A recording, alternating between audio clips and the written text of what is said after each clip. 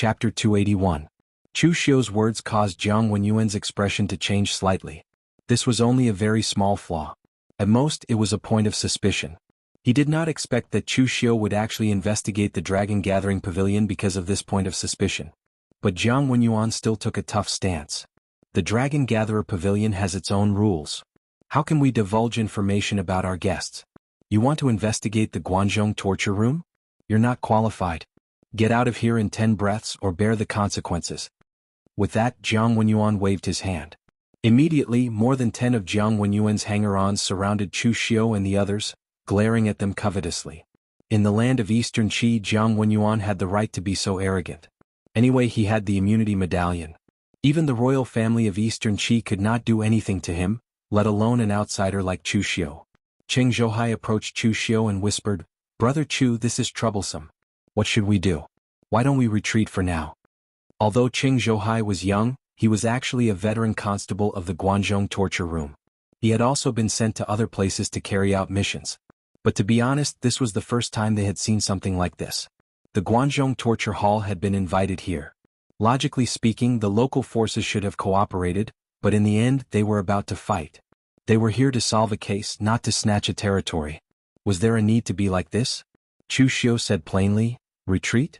It's easy to retreat, but don't forget we are representing the Guanzhong torture room. Once we retreat, it means that the Guanzhong torture room has lost face. With Hall Chief Guan's personality, will he spare us or you?" Cheng Zhouhai was speechless. It was hard to say. It was easy to admit defeat, but it would be a loss of reputation. However, at this moment, Jiang Wenyuan snorted coldly and said, "You're not going to scram? Fine, beat them all out." As soon as he finished speaking, Jiang Wenyuan's mercenaries rushed towards Chu Xiu and the others. Jiang Wenyuan's subordinates were at the inner and physical invulnerability realms, as well as the 3 flowers at one's prominence and the 5 qis collecting in mind. Moreover, they were more numerous than the people from the Guanzhong torture room. Therefore, the people from the Guanzhong torture room were immediately suppressed as soon as they started fighting. This was especially true for Chu Xiu, as he was given preferential treatment. 3 martial artists of the 5 qis collecting in Origin Realm attacked Chu Xiu at the same time, forcing Chu Xiu to retreat step by step. In fact, Chu Xiu wasn't in such a miserable state. It was just that he didn't expect to use his full strength. His main purpose for coming to Eastern Qi this time was to get the martial arts manual in Qiu Jinxing's hands, not the truth of the case. It was not worth it to risk his life for this matter. As long as he didn't act too cowardly in the Dragon Gatherer Pavilion and didn't embarrass the Guanzhong torture room, it would be fine. Although Chu Xiu was in a difficult situation, he was still relaxed. However, Cheng Zhouhai and the others were already doing their best to resist. After all, they were strong and they didn't even have a 3 flowers at one's prominence. Just when they were about to lose and Chu Xiu was about to pretend that he couldn't win and retreat, a sharp voice suddenly came, "All of you stop." Wang Jin rushed over hurriedly with her men looking enraged. He had only returned to the imperial city to report on his mission. In such a short span of a day, how did so many things happen? Looking at Chu Xiu, Wang Jin said angrily, "I, Eastern Qi, came to Guanzhong torture room to investigate Qiu Jinxing's case. How did you find out about the Dragon Gatherer Pavilion?"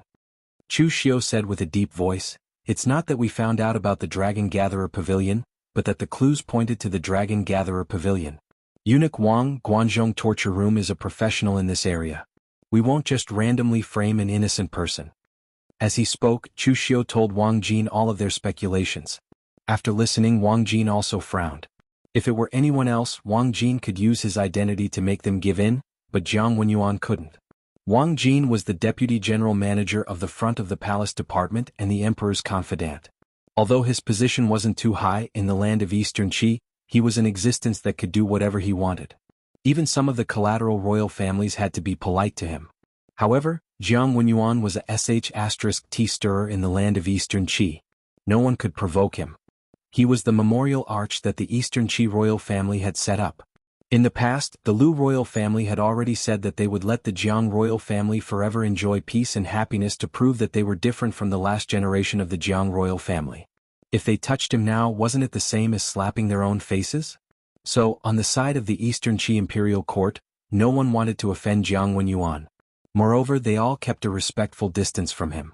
But right now this matter was a bit too big, so Wang Jin could only walk up, clasped his hands at Jiang Wenyuan and said, Prince Anil, Qiu Jinxing's death has already alarmed His Majesty, so right now please cooperate.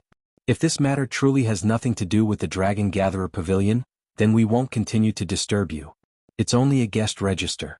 The Dragon Gatherer Pavilion records it every day, so flipping through it should be a very simple matter. Jiang Wenyuan coldly snorted and said, "Register? There are so many Jianghu people coming and going in my Dragon Gatherer Pavilion every day. If something like a register is kept, how long would it need to be kept? Of course it would be cleared every few days." Jiang Wenyuan's words were too half-hearted. Even Wang Jin didn't believe him. The Dragon Gatherer Pavilion was different from other restaurants. Every single customer that came and went were famous in the Jianghu. Every single one of them had to be recorded in detail. Yet, right now Jiang Wenyuan actually said that the register needed to be cleared in a few days. He, the Grand Prince Anil, didn't even have a place to store the register? Wang Jin still wanted to say something, but he heard Jiang Wenyuan coldly snort and say, "Wang Jin, I'm giving you face by explaining so much to a eunuch like you.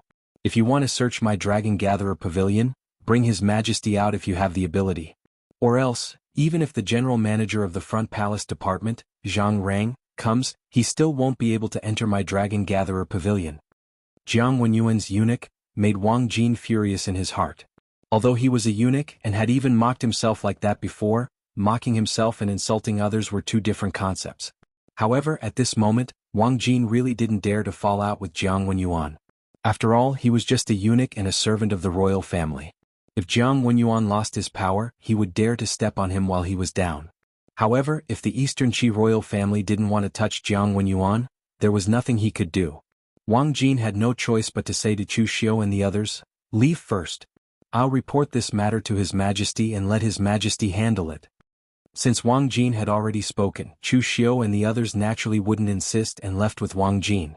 When the people of the Dragon Gatherer Pavilion saw this scene, they were shocked. They thought to themselves that Jiang Wenyuan, a prince with a different surname, was really impressive in Eastern Qi. He didn't even care about the deputy general manager of the Front Palace Department, the confidant of the emperor. Watching the figures of Chu Xiu and the others leave, Jiang Wenyuan's eyes revealed a hint of coldness. After returning to the 9th floor, Mr. Lu was still waiting there. He had seen the scene below, but he felt that Jiang Wenyuan had gone a little too far. Everything he had was built on the premise that the Eastern Qi royal family didn't want to touch him. That was why he could cross the line unscrupulously and be arrogant. He didn't even care about Wang Jin, a confidant of the emperor. However, if he really went too far and the Eastern Qi royal family's tolerance for him reached its limit, Jiang Wenyuan would end up in a miserable state. When that happened, people like Wang Jin, who had been wronged by Jiang Wenyuan or had temporarily backed down, would probably explode even more violently.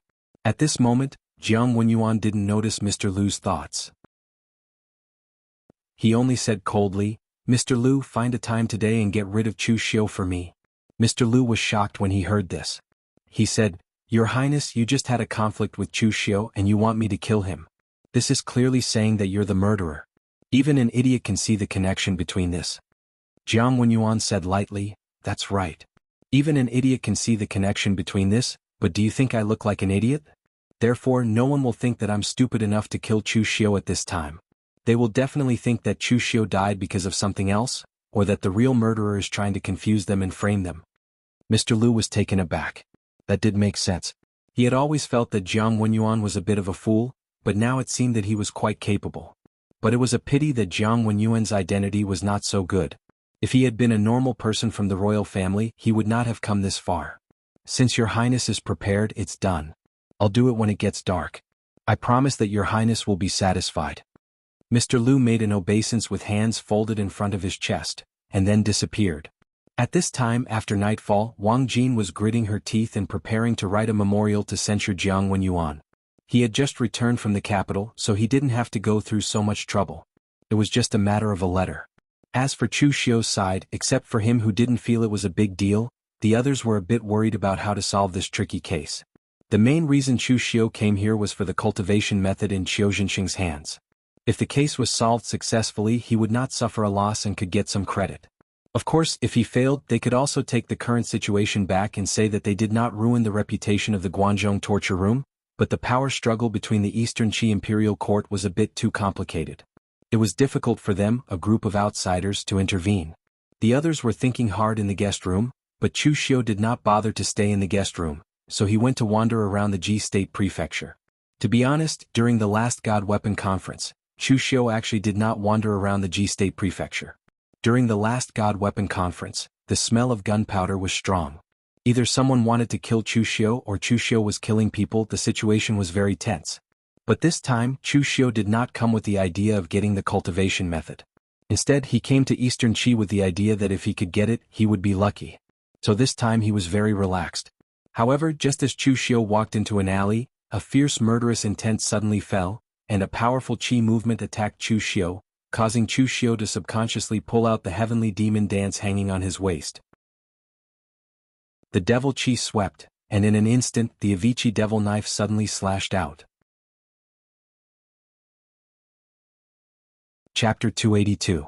For Chu Xiu, who had cultivated the art of extinguishing heaven and destroying earth soul shifting in the fast and slow 9 words formula, it was not easy to sneak up on him. The art of extinguishing heaven and destroying earth soul shifting increased Chu Xiu's mental strength, while the fast and slow 9 words formula's outer binding seal focused on sensing, which could avoid danger and increase one's perception. With these two techniques, it was almost impossible for warriors of the same level to sneak up on Chu Xiu. Even warriors who were a level higher than him couldn't do it. Of course, if it was a warrior who was much stronger than him, Chu Xiu couldn't do anything, just like what was happening now.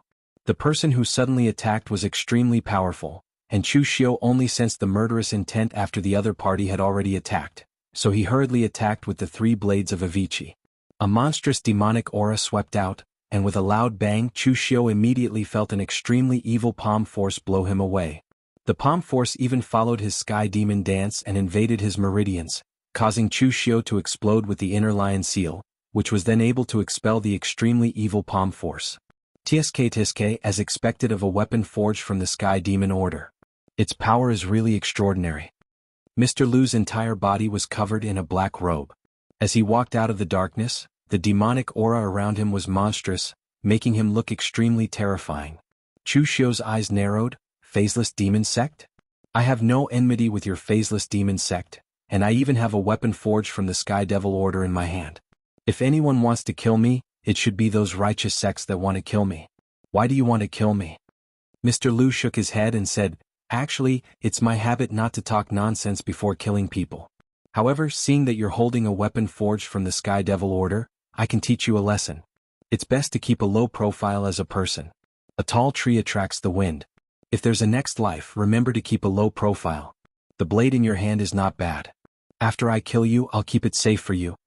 As soon as he finished speaking, the demonic aura around Mr. Lu surged, and the strength he displayed was at the peak of the unity of heaven and man, second only to a martial Dao master. Chu Xiu frowned. This Mr. Lu's strength was truly terrifying. Judging from his aura, he was even stronger than the former Heavenly Sin Branch leader. Of course, the current Chu Xiu was not the same Chu Xiu as when he faced the Heavenly Sin Division leader. He was confident that he could escape. However, not even Chu Xiu knew the price he would have to pay. However, at this moment, Chu Xiu seemed to have suddenly thought of something. He directly said in a clear voice, the heavenly demon has no form and the great Tao is boundless. Sacred fire refines the heart, demonic fire devours the heavens. Mr. Lu, who was about to attack, froze when he heard this. His eyes were filled with shock as he shouted, "Who the hell are you?" The 4 sentences that Chu Xiu said just now were the slogans of the Kunlun Devil cult in the past. Moreover, only the direct descendants of the Kunlun Devil cult had the right to say them. It was not strange for people to know these 4 sentences hundreds of years ago.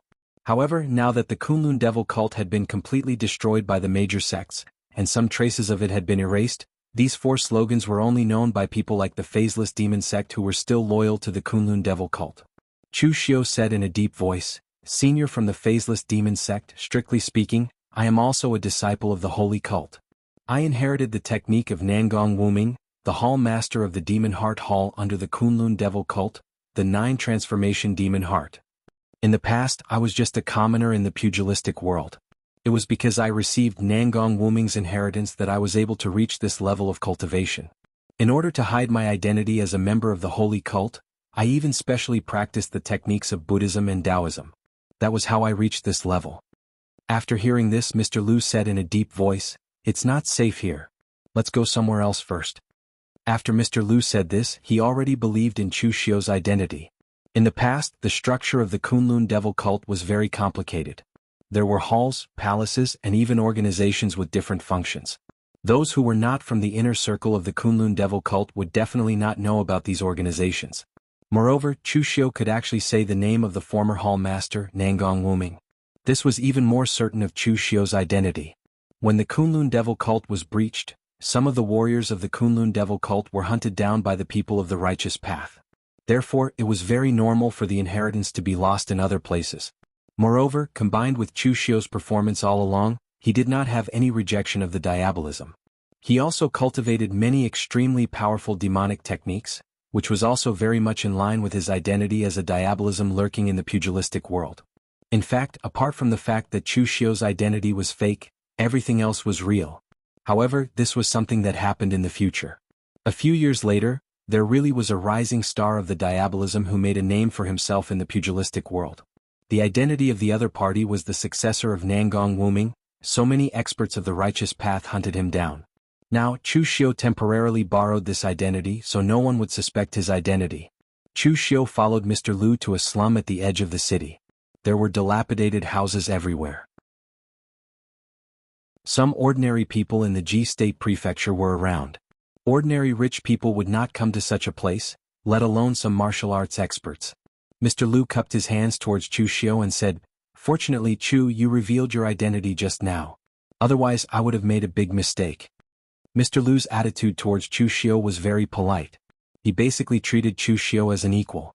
He had already determined that Chu Xiu was the successor of the Kunlun devil cult, and he was a member of the Faceless Demon sect. In the past, he was only a vassal sect of the Kunlun devil cult, so according to the rules he was even lower than Chu Xiu. However, now that the Kunlun devil cult was gone, even the people of the Faceless Demon sect would not adhere to the tradition like before. Chu Xiu also said, "Senior, don't worry about it. My identity is also extremely sensitive, so I don't dare to easily expose it in the pugilistic world.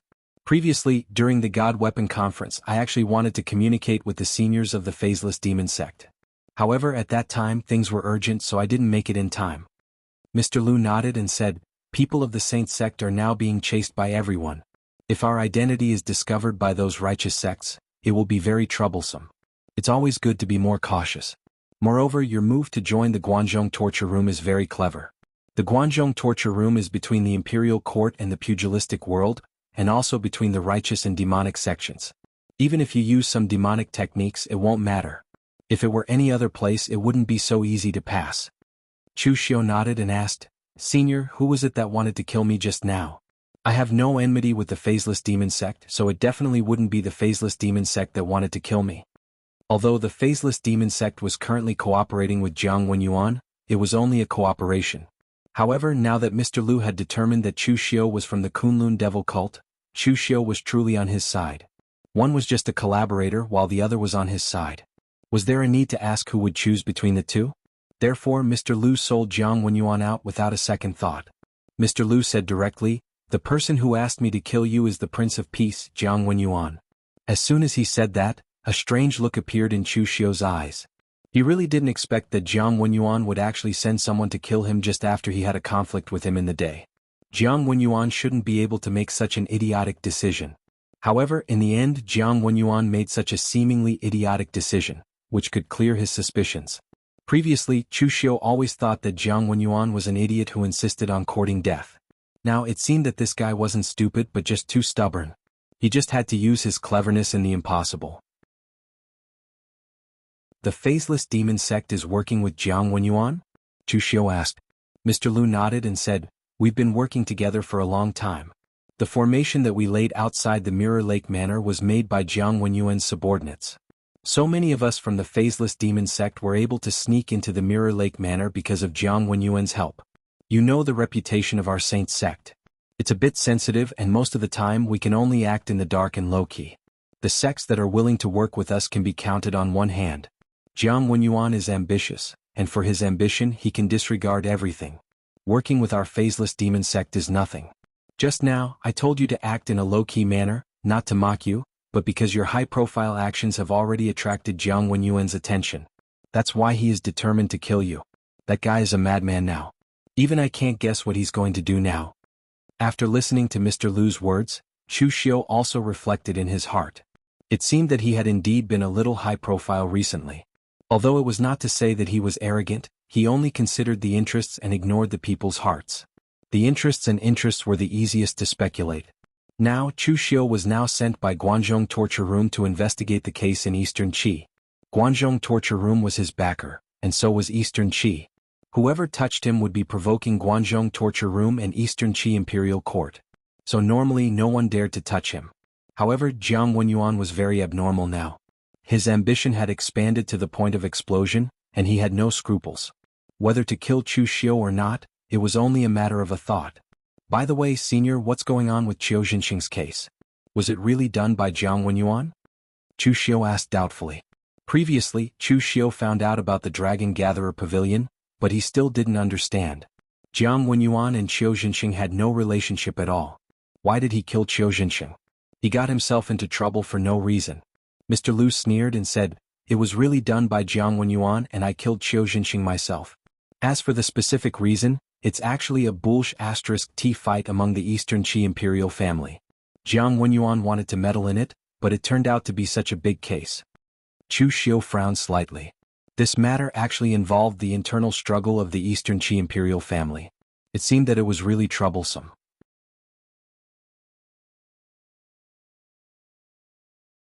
Chapter 283. Mr. Lu had completely regarded Chu Xiu as one of his own, so it could be said that he told Chu Xiu everything he knew. He directly told Chu Xiu about the cause and effect of the matter. The founding emperor of Eastern Qi, Lu Haochang, was not the most famous emperor of Eastern Qi, nor was he the most outstanding emperor, but he was the emperor with the most difficult background. The previous emperor of Eastern Qi died early in an accident and did not leave an heir, causing internal strife in the royal family of Eastern Qi. Could be said that rivers of blood flowed. In the end, even some forces of the Eastern Qi imperial court were involved, which caused some of the power of Eastern Qi to be greatly damaged. In the end, a great ancestor of the royal family of Eastern Qi, who had been cultivating in seclusion for many years, personally intervened, and only then did the matter completely calm down. The result was that Lu Haochang, who had low cultivation talent and relatively mediocre abilities, was chosen from the many direct descendants of the royal family to be the emperor. And the first thing that Lu Haochang did when he just inherited the throne was to have sons, and he worked hard to have sons. The previous emperor had learned a lesson from his mistakes. He had no children, which led to the instability of the throne, and it could be said that he was harming others and himself. As a result, Lu Haochang did nothing for so many years, and his greatest achievement was that he had more than 30 sons, and now he had easily lived to the age of 80, but he had no intention of abdicating the throne. Lu Haochang was mediocre in ability, but his sons were not mediocre, especially those who were ranked at the top. The current case of Qiu Jinxing originated from the struggle between the crown prince of Eastern Qi and the second prince. Lu Haochang had been on the throne for a little too long. Although he had appointed the crown prince long ago, it had indirectly given some opportunities to the other princes, especially Lu Longguang, the second prince of Eastern Qi, whose ambition and ability were no less than that of the crown prince, had long wanted to replace him. Because of the second prince's domineering attitude, the crown prince felt a sense of crisis and kept searching for allies in Eastern Qi. Jiang Wenyuan was one of the crown prince's allies. The other was a hall master of the White Tiger Hall. In the end, the hall master was unexpectedly killed not long after agreeing to the crown prince's request. This caused the crown prince to change his target in a hurry and set his eyes on the Pegasus Farm's owner, Qiu Jinxing. A month ago, when Qiu Jinxing went to the Dragon Assembly Pavilion, the people he invited were the crown prince's people. They wanted to rope Qiu Jinxing into the crown prince's side, but they were rejected by Qiu Jinxing. Later on, the crown prince secretly investigated Qiu Jinxing and accidentally found out that Qiu Jinxing had secretly contacted the second prince. To be fair, the Pegasus Farm was very important to Eastern Qi, but Qiu Jinxing himself was not. After all, Qiu Jinxing was just a warrior in the realm of oneness of heaven and men. A warrior in this realm was considered a great master in Jianghu and a respected existence. But in the entire Eastern Qi imperial court, he could only be regarded as the backbone force. For example, Wang Jin, the deputy director, and Fang Jinqi, the general, were both in the realm of oneness of heaven and men, which was not rare in the Eastern Qi imperial court. Therefore, even though he knew that Qiu Jinxing had turned to the second prince, the crown prince did not want to kill Qiu Jinxing. Jiang Wenyuan sent Mr. Lu to kill Qiu Jinxing because he wanted to muddy the waters and prevent the second prince's strength from surpassing the crown prince too much, so that the Eastern Qi imperial family would begin to kill each other. After hearing this, Chu Xiu also breathed a sigh of relief. He did not expect that this matter really had something to do with him. The butterfly effect was very terrifying. If the hall leader of White Tiger Hall had not died, the crown prince would not have thought of recruiting Qiu Jinxing, and naturally this series of events would not have happened. Speaking of which, Qiu Jinxing had died because of him. This was really a joke of fate. However, at this time, Chu Xiu suddenly thought of something. He asked, "By the way, when you fought with Qiu Jinxing, did you feel that there was something wrong with him? After the autopsy in Guanzhong torture room, I found that Qiu Jinxing had been poisoned by July begonia before." Mr. Lu said with a smile, "Of course I found out. Although Qiu Jinxing was born in the wilderness, he was not a nobody. I thought it would take some effort to kill him, but I didn't expect it to be so easy. I thought it was Jiang Wenyuan who did it secretly, but later I found out that it was not Jiang Wenyuan's means."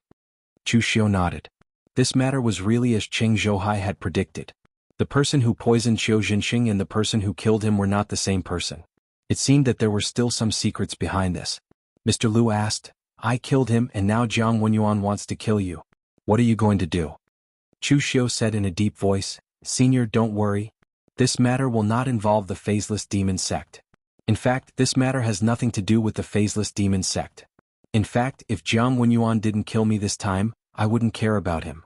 When the matter is found to be related to Jiang Wenyuan, it will involve the battle between the Crown Prince and the Second Prince, so I don't have to care about it. But this time Jiang Wenyuan wants to kill me. If I let him go, he might want to kill me a second time." In the land of Eastern Qi, Jiang Wenyuan was an extremely special existence. Although he was still courting death, it was undeniable that the power that Jiang Wenyuan could use was not ordinary. Now that he was working with the Phaseless Demon Sect, he could use the Phaseless Demon Sect to help him, but in fact, Jiang Wenyuan also had great experts in the oneness of heaven and man realm under his command, and there was more than one. Mr. Lu said, "Since you have the idea, it's fine. As a member of the Holy Church, if you need my help, you can contact me at any time. Don't be shy. And if your identity is exposed in the Guanzhong torture room, don't be afraid. You can come to the Phaseless Demon Sect.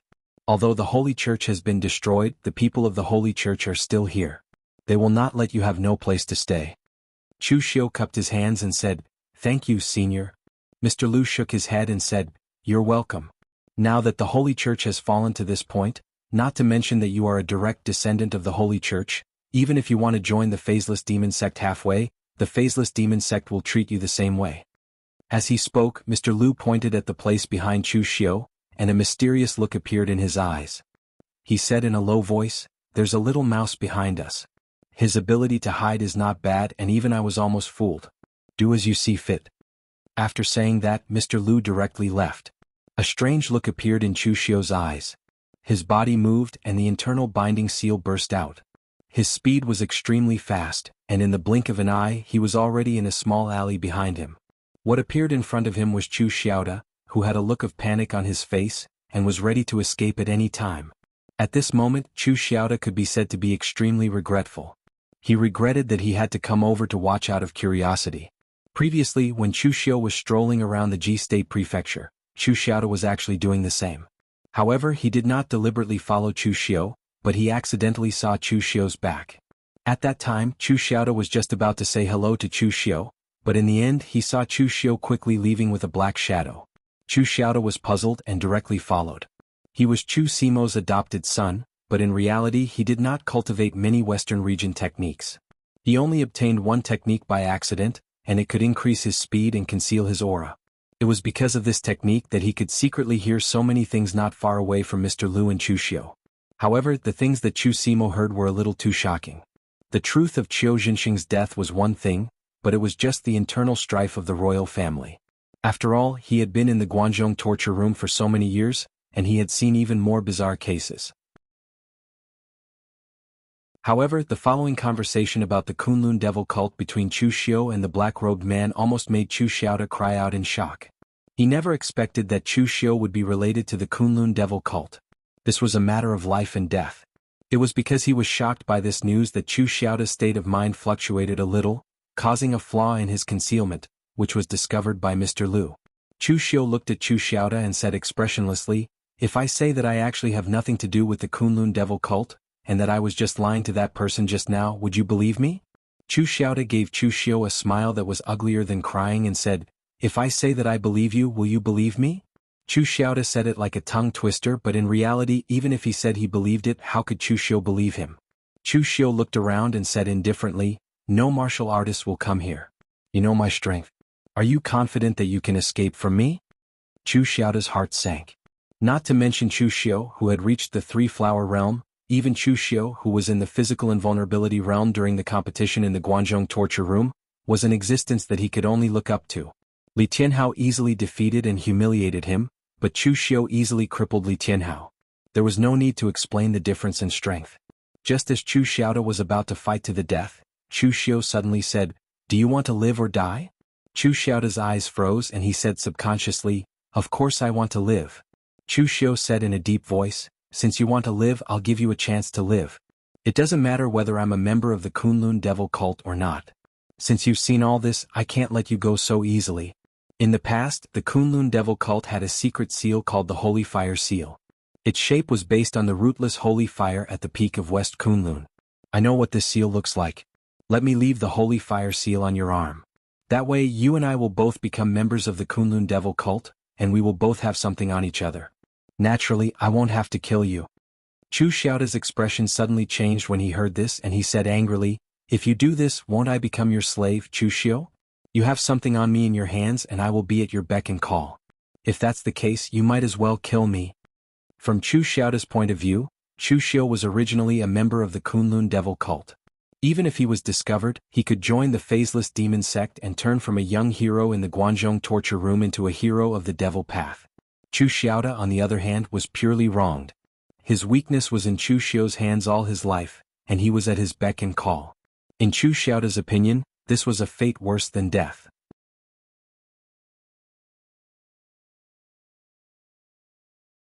Chapter 284. When faced with the same problem, everyone's choice was different. Chu Xiu firmly believed that interests were the foundation of everything.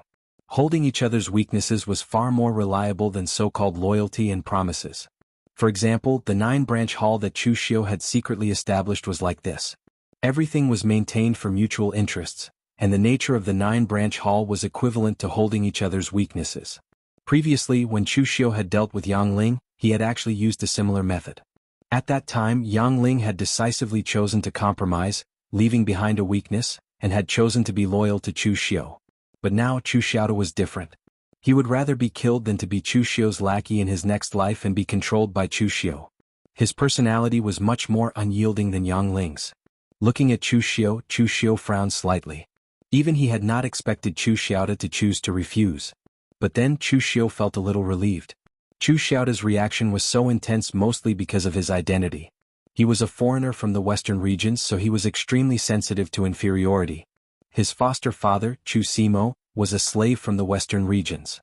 So even though he had become a torture officer, he had been criticized and secretly mocked in the Guanzhong torture room. Because of this, Chu Xiaoda had been humiliated and discriminated against. In his opinion, if Chu Xiu really wanted to treat him like a slave, then he might as well fight to the death with Chu Xiu.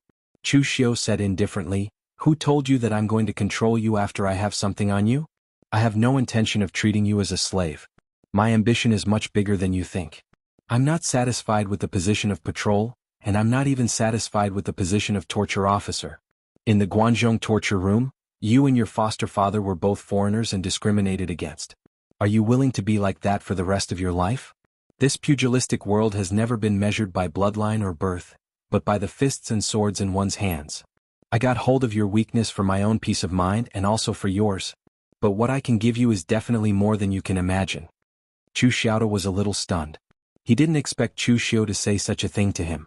Right at this time, Chu Xiu suddenly threw a 9-dragon coin to him, but it was missing a corner, and there was a blood-red blade mark with demonic chi on it. During the God Weapon Conference, I teamed up with Mo Tianlin of Shangyang's Mo clan, Luo Feiheng of Wu Jun's Luo clan, and Xie Xiaolu of Heaven Alliance to form the 9-branch hall. We didn't become sworn brothers out of loyalty, but out of mutual benefits. With this 9-dragon coin that represents me, you will also be a member of the 9-branch division. As long as you are willing to pay the price in the future, Mo Tianlin and the others will help you at crucial times. Is this gift big enough? Chu Xiaoda held the 9-dragon coin, and a trace of shock appeared in his eyes. Be it Mo Tianlin or Xie Xiaolu, they were both in the top 20 of the Longhu roll. Each of them was an elite disciple from a large family, and some were even the strongest of the younger generation in their respective factions. Even Chu Xiu was the most outstanding person in the Guanzhong torture room. There was no need to mention how terrifying the faction formed by these people was. Any one of them would have a shocking influence. But now, he could actually use certain benefits to exchange for their help. This was something that Chu Xiaoda didn't even dare to think about in the past. After all, with his strength, under normal circumstances, he wouldn't even be able to touch Mo Tianlin and the others. Holding the 9-dragon coin, Chu Xiaoda asked hesitantly, "Is what you said true?" Chu Xiu said indifferently, "Why would I lie to you? You can take this 9-dragon coin and go to the Shangyang County to find Mo Tianlin of the Mo family. Ask him to help me investigate Qiu Dongmao."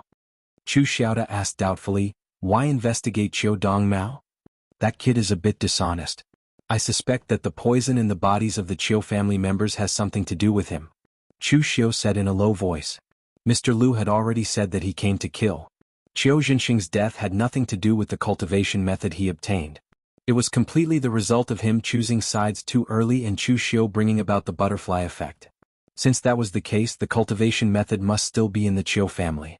But now that the Qiu family members were dead and only Qiu Dongmao was alive, who else would Chu Xiu investigate if not him? Chu Xiaoda's face showed a trace of struggle, but he still silently put the 9-dragon coin in Chu Xiu's hand into his bosom. If he did not agree, he would die. If he agreed, he would live. Most importantly, he would live better than he was now. There was no need to say what Chu Xiaoda should choose. In the Guanzhong torture room, Chu Xiaoda did not even have a close friend among the warriors of the same generation. Just like Li Tianhao, he had looked down on Chu Xiaoda with a look of mockery and ridicule. As for people like Qing Zhouhai and Zhong Ping, although they did not look down on Chu Xiaoda, they still did not want to have anything to do with him. If he joined Chu Xiu's so-called 9-branch hall, he would be able to get support from Chu Xiu in the Guanzhong torture room. Outside the Guanzhong torture room, he would also be able to get support from more people. An exchange of benefits was always more reliable than anything else. Seeing Chu Xiaoda's action, the corner of Chu Xiu's mouth curled into a smile. Just like what he said to Chu Xiu before, he was very ambitious. Roping in Chu Xiaoda was nothing. Among the younger generation of the Guanzhong torture room, Chu Xiaoda's strength was not considered outstanding. However, Chu Xiu's real target was Chu Simo, who was supporting Chu Xiaoda. Chu Simo and Chu Xiaoda had a very close relationship. They were almost no different from biological sons. It was far from the relationship of a disciple and a subordinate. As long as Chu Xiu roped in Chu Xiaoda, Chu Simo would almost definitely stand on his side. After making his decision, Chu Xiaoda let Chu Xiu imprint the sacred fiery seal on his arm. After reading the plot of his previous life, Chu Xiu naturally knew what the Kunlun Devil cult's sacred fiery seal looked like. Now that the real Kunlun Devil cult had not recovered, Chu Xiu did not mind using the Kunlun Devil cult's banner first. After imprinting the sacred fiery seal on Chu Xiaoda also knew that he would probably be tied to Chu Xiu's chariot for the rest of his life. Therefore, he immediately changed his identity and asked Chu Xiu, "How are you going to deal with Jiang Wenyuan's matter? After all, the one who killed him is a member of the Faceless Demon sect. You can't possibly betray your own people in exchange for evidence." Chu Xiu said lightly, "Jiang Wenyuan has already gone crazy. We don't need evidence to deal with him." In the past, no matter how much trouble Jiang Wenyuan caused, the Eastern Qi imperial family only treated his actions as small trouble and did not take it to heart. Even if Jiang Wenyuan had recruited a martial arts grandmaster, the Eastern Qi kingdom would not have been afraid, let alone the fact that the Eastern Qi kingdom had no lack of martial arts grandmasters. But now he has dug his own grave. He even dared to intervene in the struggle between the Eastern Qi imperial family. This was already a big taboo. It would be strange if the Eastern Qi imperial family did not kill him. This time, the Guanzhong torture room is only here to complete the mission. As long as the Eastern Qi imperial family is satisfied with this result, our mission is considered completed. I don't need evidence that he killed Qiu Jinxing. I only need evidence that he colluded with the crown prince and tried to provoke the internal strife of the Eastern Qi imperial family. In Chu Xiu's view, he had completed the mission. As for the person who completed the mission, it fell on the General Fang Jinqi of the Breaking Edge Battalion. After Mr. Lu returned to the Dragon Gatherer Pavilion, Jiang Wenyuan asked, "Has Chu Xiu been dealt with?" Mr. Lu shook his head and said, "It's easy to deal with Chu Xiu, but that Wang Jin has been following Chu Xiu around. Your Highness, you also know that Wang Jin is an expert from the Imperial Palace. Although she is a eunuch, she is the Emperor's confidant and is not easy to deal with. If I make a mistake and expose myself, I'm afraid I won't be able to make a move again." Jiang Wenyuan scolded in a low voice, "This damn eunuch is really a hindrance." Jiang Wenyuan never had a good impression of eunuchs. After the Lu imperial family ousted the Jiang imperial family, the eunuchs in the imperial palace were the first to change sides and directly surrender to the other party. From then on, Jiang Wenyuan knew that these dead eunuchs who had lost their roots were not reliable at all. Jiang Wenyuan waved his hand and said, "All right, since that's the case, then find a chance to make a move." Mr. Lu nodded and walked down calmly. However, at this moment, the communication jade slip on his waist lit up. Looking at the contents, Mr. Lu couldn't help but reveal a mysterious look. Jiang Wenyuan subconsciously asked, "Who is it?" Mr. Lu said nonchalantly, "It's a fellow disciple of my phaseless demon sect." Jiang Wenyuan casually waved his hand and didn't care. He was only an ally with the phaseless demon sect, not a master-servant relationship. He didn't want to know some of the inside stories of the phaseless demon sect, and the phaseless demon sect probably wouldn't tell him. Walking down the Dragon Gatherer Pavilion, Mr. Lu's eyebrows twitched. He immediately began to order the disciples of the phaseless demon sect to leave the Dragon Gatherer Pavilion and the Prince of Enli's palace silently. The message just now was sent by Chu Xiu.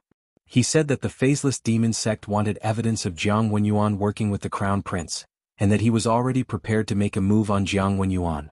If he succeeded, the phaseless demon sect would also be able to take advantage of the situation. Mr. Lu was very satisfied with Chu Xiu's attitude. Although in Mr. Lu's eyes they were all on the same side, helping for free and sharing benefits were two different concepts. Now that Mr. Lu had helped Chu Xiu obtain Jiang Wenyuan's evidence, Chu Xiu would also be able to give Mr. Lu a certain amount of benefits. This would be considered fair, and it would also make Mr. Lu feel that this direct descendant of the Kunlun demon sect really knew how to conduct himself. Currently, Mr. Lu's status in the Prince of Enli's palace was that of a guest, and an extremely important one at that. It was very easy for him to get some clues as evidence. After getting the thing, Mr. Lu secretly gave it to Chu Xiu, while Chu Xiu left Cheng Zhouhai and the others and went to Qiu Jinqing's manor alone to meet Fang Jinqi.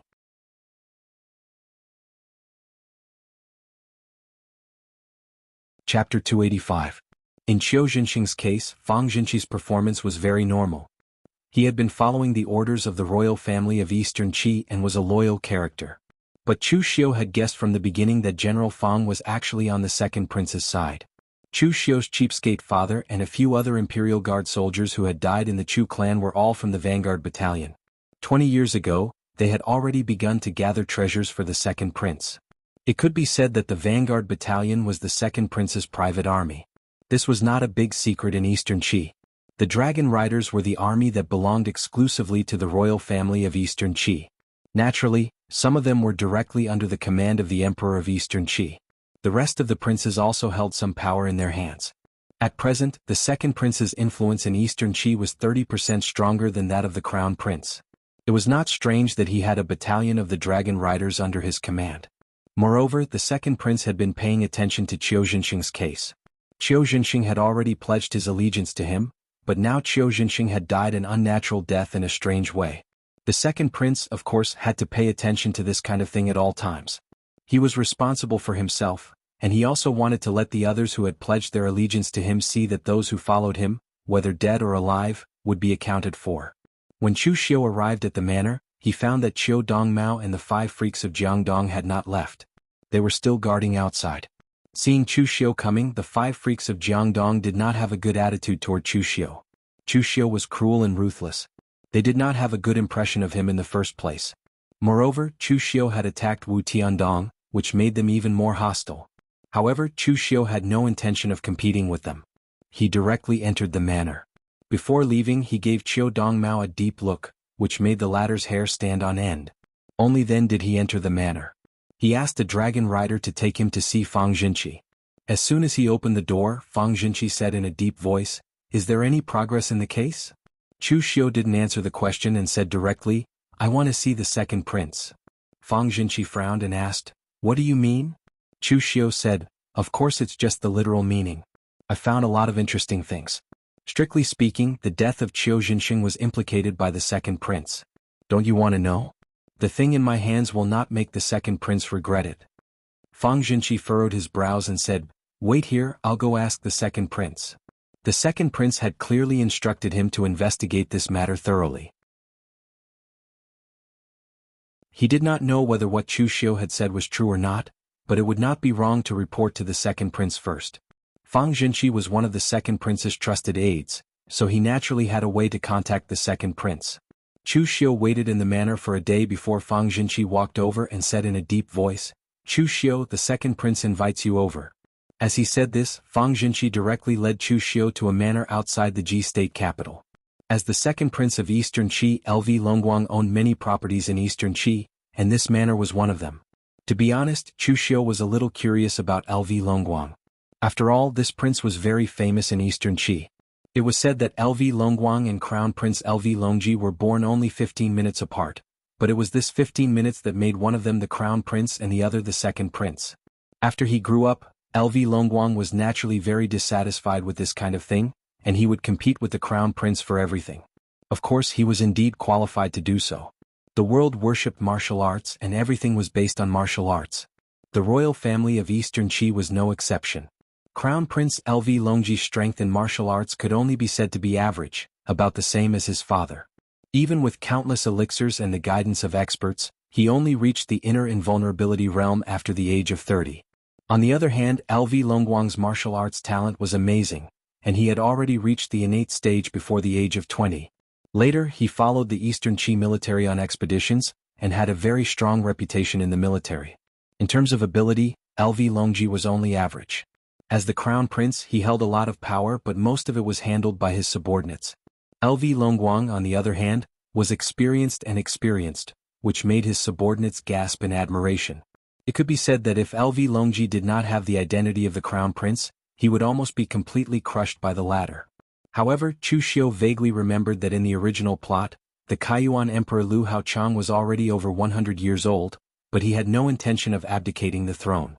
Of course, now that the plot had changed a lot, it was unknown whether the second prince would be able to ascend the throne. Fang Jinqi knocked on the door of a room and let Chu Xiu in. He said respectfully, "Your Highness, I have brought Chu Xiu." At this time there were only two people in the room. One was sitting and the other was standing. The one sitting was a young man in his 30s with a beard and a masculine appearance. He wore a golden robe and had a powerful aura. This person was the second prince of Eastern Qi, LV Longguang. His actual age should be in his 50s, but because he was only in his 30s when he stepped into the three-flower realm, his current appearance had always been the same. Behind LV Longguang, there was an old eunuch with a pale face staring at Chu Xiu like a tiger watching its prey. This person was also a great expert in the unity of heaven and man realm. Fang Jinqi said that you wanted to talk to me about the cause of Qiu Jinxing's death. What is going on? If you don't give me a reasonable explanation today, even if you're from the Guanzhong torture room, Guan Xiu won't be able to protect you. As LV Longguang spoke, a strong pressure also came over. The second prince was famous for being strong. He was not joking. If Chu Xiu was really playing with him, even Guan Xiu wouldn't be able to protect Chu Xiu. Chu Xiu didn't care about the second prince's attitude. He just said in a deep voice, "Since I dared to ask General Fang to invite the second prince, I naturally have the real thing. I have already found out about the cause of Qiu Jinxing's death. I believe the second prince also wants to know who killed the man you recruited recently, right?" LV Longguang narrowed his eyes and said with a cold expression, "Who told you that Qiu Jinxing is my man?" Chu Xiu said faintly, "Second prince, don't worry. This is not a problem within the second prince, but I found out about it." Chu Xiu didn't want to beat around the bush when dealing with someone as domineering as LV Longguang. Instead, he told him everything directly. However, he ignored Mr. Lu's role in all of this. He simply said that he had found out everything by himself. After listening to him, LV Longguang's face was already gloomy. He said coldly, "My brother is really scheming. He actually secretly colluded with Jiang Wenyuan. He really doesn't know what's good for him." If the relationship between the Crown Prince and Jiang Wenyuan hadn't been exposed by Chu Xiu today, he would probably still be in the dark. Although Jiang Wenyuan couldn't help the Crown Prince succeed, It was very easy for him to ruin his plans. LV Longguang looked at Chu Xiu and asked in a deep voice, "Where is the evidence?" Chu Xiu said, "Of course I have the evidence, but second prince, you don't think that I will give it to you for nothing, do you? If that's the case, I might as well directly give the evidence to eunuch Wang Jin and let him report to His Majesty. At least I will be rewarded by His Majesty." "How dare you threaten me?" LV Longguang's face darkened. The pale and beardless eunuch behind him also snorted coldly, and a strong momentum attacked Chu Xiu. However, the current Chu Xiu was no longer the Chu Xiu of the past. Even a great master in the oneness of heaven and men realm could not scare him away. Facing the eunuch's momentum, Chu Xiu said in a deep voice, "It's not a threat but a deal. It's only fair to give and take, isn't it? Second prince, with all due respect, what Eastern Qi needs now is stability. It's useless for me to hand in the evidence that Jiang Wenyuan killed Qiu Zhenxin. Jiang Wenyuan will only be reprimanded. On the contrary, if I hand in the evidence that Jiang Wenyuan colluded with the crown prince and intended to provoke internal strife in the Eastern Qi royal family, then Jiang Wenyuan will be killed. It's official business for me to hand in the evidence, but if it's handed in by you, second prince, it can become a tool to attack the crown prince. Isn't this deal worth it? Of course, you are the second prince of Eastern Qi and I'm just a small Jianghu detective from the Guanzhong torture room. I can't do anything if you want to rob me. But second prince, you are a generous person, so I don't think you would do such a thing.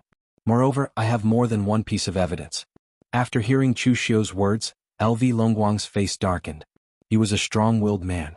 If Chu Xiu took the initiative to hand in the evidence, he might reward Chu Xiu for this. But in the end, Chu Xiu threatened him to make a deal, which was what LV Longguang hated the most. However, the evidence was currently in Chu Xiu's hands, and Chu Xiu even said that he had another piece of evidence. If he were to snatch it by force, it would be hard to say whose hands that piece of evidence would end up in. Although LV Longguang didn't know whether what Chu Xiu said was true or not, he urgently needed this evidence to make his brother, the crown prince, look bad. So he temporarily swallowed his anger and said coldly, "Say it, what do you want?" A strange look appeared in Chu Xiu's eyes as he said, "I heard that your royal highness has the heaven-extinguishing earth-obliterating oblivion-killing fist from the great sorrow of yin and yang of heaven and earth. What I want is this technique." In the original plot, there were only a few martial arts in the great sorrow of yin and yang. The forget-self-killing fist of the great sorrow of yin and yang was the most famous one, and it was also a martial art with great lethality. This martial art was not only practiced by one person but many people, and its source was in the hands of this second prince. As the name suggested, the forget-self-killing fist of heaven and earth was a martial art that condensed the way of killing to the extreme, and it was most suitable for martial artists in the army to practice. After the second prince obtained this martial art, he often used it to win over the experts in the army. Chu Xiu was still thinking about how to get this martial art. He didn't expect that the opportunity would come now.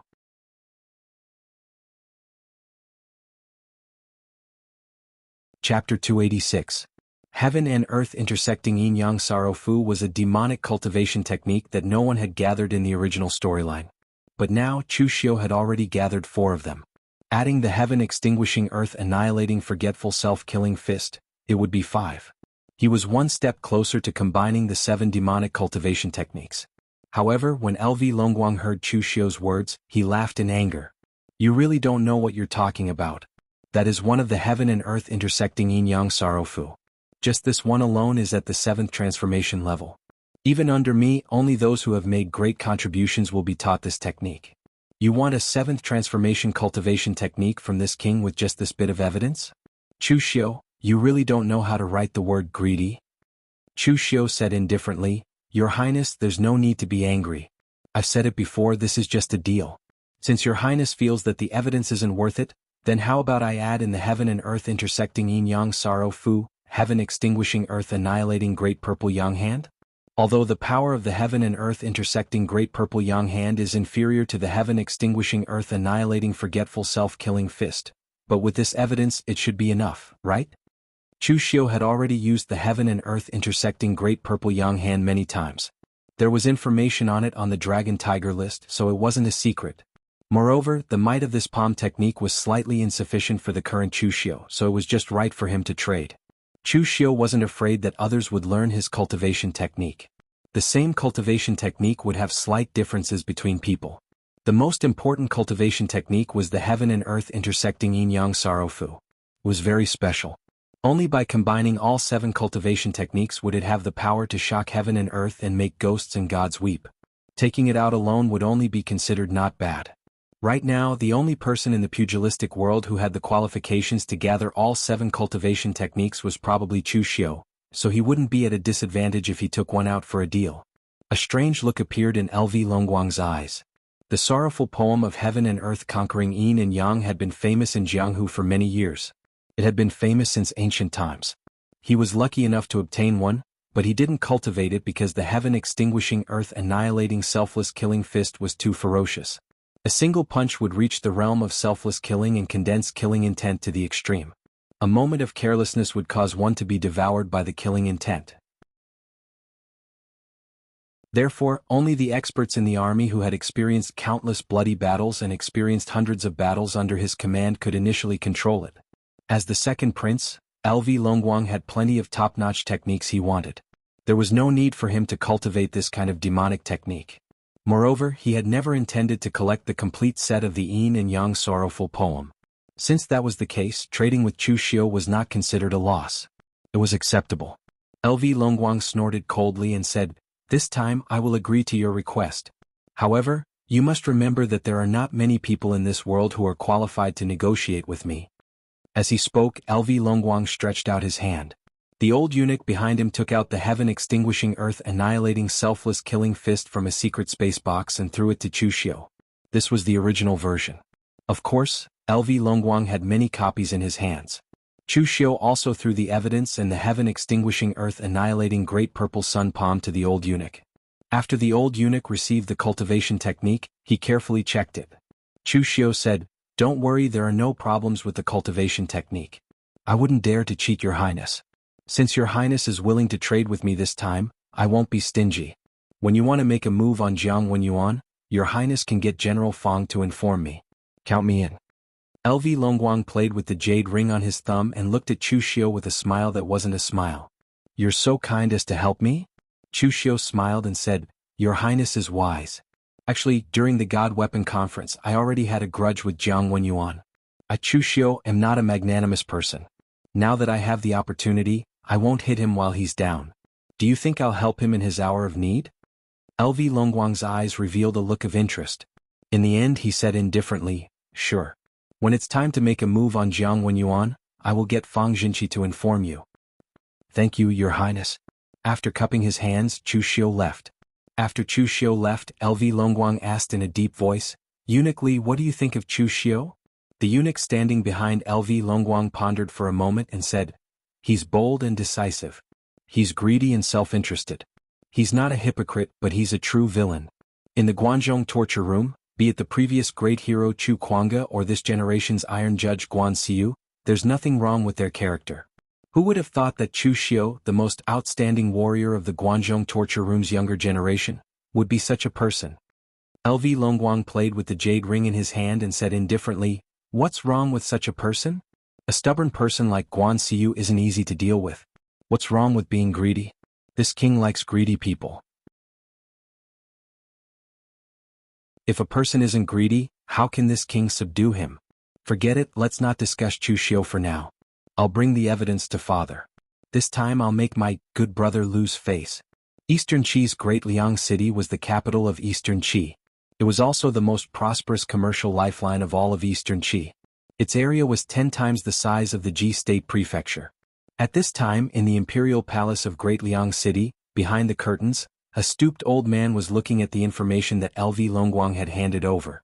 His body trembled with anger. This old man was the current emperor of Eastern Qi, Kaiyuan Emperor Lu Haochang. He was an emperor with mediocre abilities and strength, but he had been on the throne for the longest time. It was so long that his sons couldn't help but have thoughts of usurping the throne. However, it was undeniable that Lu Haochang's existence was more beneficial than harmful to Eastern Qi. Without Lu Haochang, the entire Eastern Qi royal family would be in chaos. At that time, it would also involve the internal strife of Eastern Qi.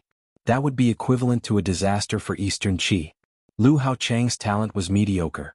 Moreover, as an emperor he had no time to cultivate martial arts. Otherwise, who would he entrust the affairs of the country to? If he really wanted to be a puppet emperor who didn't care about anything and handed over power to others, the other Eastern Qi royal family would not allow him to continue as emperor even if they used their feet to vote. Therefore, now that Lu Haochang's mental state was somewhat poor, this gave the crown prince and the second prince some hope. At least they still had the hope of outliving their father and ascending to the throne themselves. However, the second prince and the others did not know that in the original plot, the old emperor would still be alive after 20 years. At this moment, LV Longguang was kneeling respectfully on the ground, but a hint of viciousness flashed in his eyes. The evidence that Chu Xiu had given him was far from enough to topple his elder brother, but it was enough to hurt him. "Go and find me that unfilial son," Lu Haochang said in a gloomy voice. Among the previous emperors of Eastern Qi, Lu Haochang's ability was indeed mediocre. However, this mediocrity was only compared to the great emperors of Eastern Qi. As an emperor who had spent countless efforts on this position, Lu Haochang was also very proficient in tactics. Although he was not outstanding, he was definitely qualified. In his opinion, this time the crown prince had crossed the line. Internal strife was fine, but internal strife that disregarded the interests of Eastern Qi was courting death. It was a repeat of the tragedy of internal strife in the previous generation of Eastern Qi. Crown Prince Lu Longji was a gentle-looking middle-aged man. He looked much older than Lu Longguang, but he also had a more mature temperament. At this moment, he was a little puzzled as to why his imperial father had come to find him in such a hurry.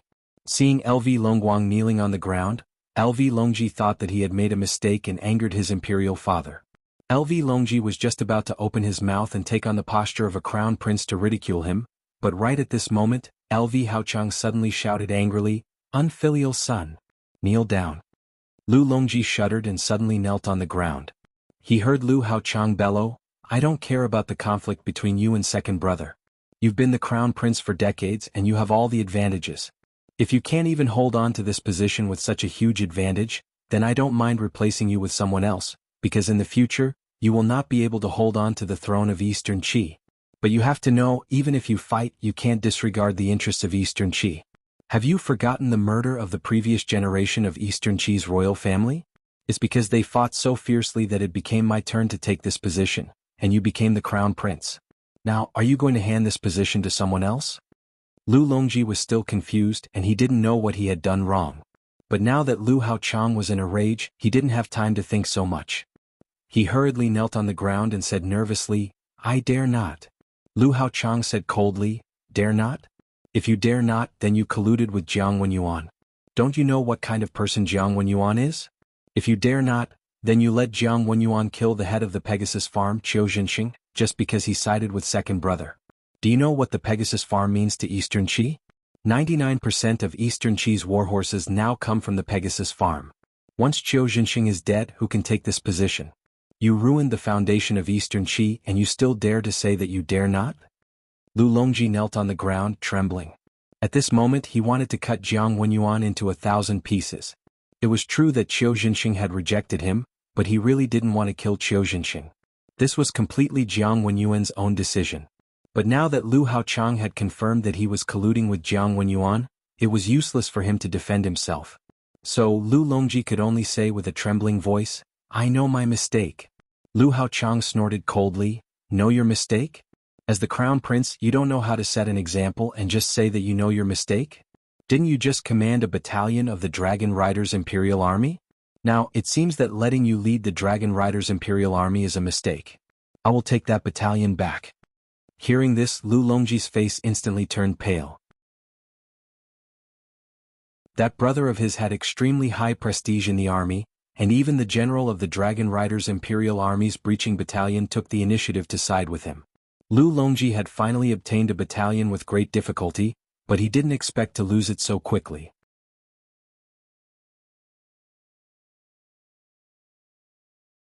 Chapter 287.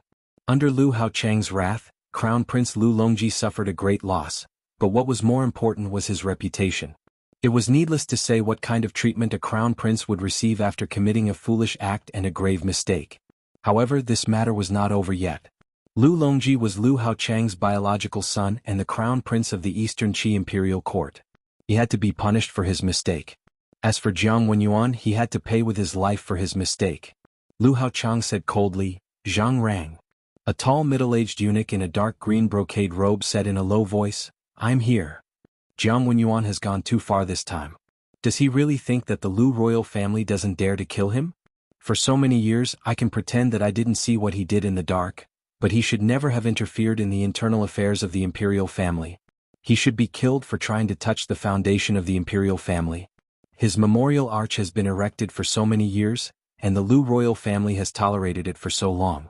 We have not let the Jiang family down. Now that the Jiang family has dug their own grave, they can't blame anyone else. Zhang Rang, take the people of the Front Palace Department and cooperate with the Dragon Riders Imperial Army to kill the Prince of Annal's residents. Whoever brings Jiang Wenyuan's head will be rewarded handsomely." What Jiang Wenyuan had done all these years was like a fly, so disgusting that people wanted to swat him to death. But although flies were annoying, they were not fatal. The so-called guests and hangers-on that Jiang Wenyuan had recruited over the years might be strong in the eyes of ordinary people, but they were vulnerable in the eyes of the Eastern Qi Imperial Court. But this time, Jiang Wenyuan's involvement in the internal power struggle of the Eastern Qi Imperial family had really touched Lu Haochang's reverse scale, so this time, Jiang Wenyuan must die. At this time Lu Longguang suddenly said, "Father, some of my men are also in the Ji State Prefecture, they can also share your burden." Lu Haochang frowned and said lightly, "Yes, if your men kill Jiang Wenyuan, they will also be rewarded." As the emperor, he was even happy to see the infighting among his children. There was no need to say more about how cruel the royal family was. Almost every emperor was like raising a poisonous insect. Only the winner could sit on the throne. In the history of Eastern Qi, more than half of the emperors were not born as princes. In the past, Lu Haochang was just an ordinary member of the royal family. He had never experienced such cruel competition and slaughter, so his ability was slightly mediocre. Lu Haochang was aware of the conflict between the crown prince and the second prince. He also knew that all of his other sons who had some ability had ambitions and thoughts. However, he did not stop them. As long as his heirs didn't cause too much trouble and didn't offend his dignity as the emperor, Lu Haochang didn't intend to interfere. At that moment, Qing Zhouhai, Zhong Ping, and Wang Qianping were in an inn in the Ji State Prefecture.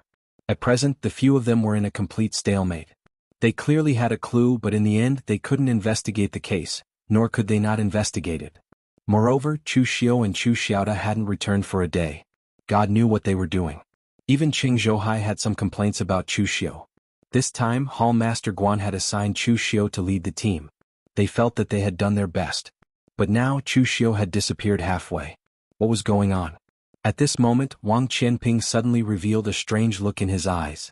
He said, "The two of you, it's not that I want to say this, but Chu Xiu's actions are a little too excessive. Lord Hall Master gave the leader position to Chu Xiu, but now Chu Xiu has gone missing. What is going on?" Qing Zhouhai narrowed his eyes and said, "Wang Qianping, what do you mean?" Wang Qianping sneered and said, "What I mean is that we can't help Chu Xiu take the blame for nothing. He isn't good at investigating cases, but we are. We have done everything we can for him. But now that we are faced with a difficult situation, this Chu Xiu has gone missing. According to the rules of the Guanzhong torture room, if the case is not solved and the reputation of the Guanzhong torture room is ruined, Chu Xiu will be punished. We can't do anything about it. Why don't we write a letter back to the Guanzhong torture room and report Chu Xiu to Hall Master Guan? If something goes wrong, Hall Master Guan can't blame us."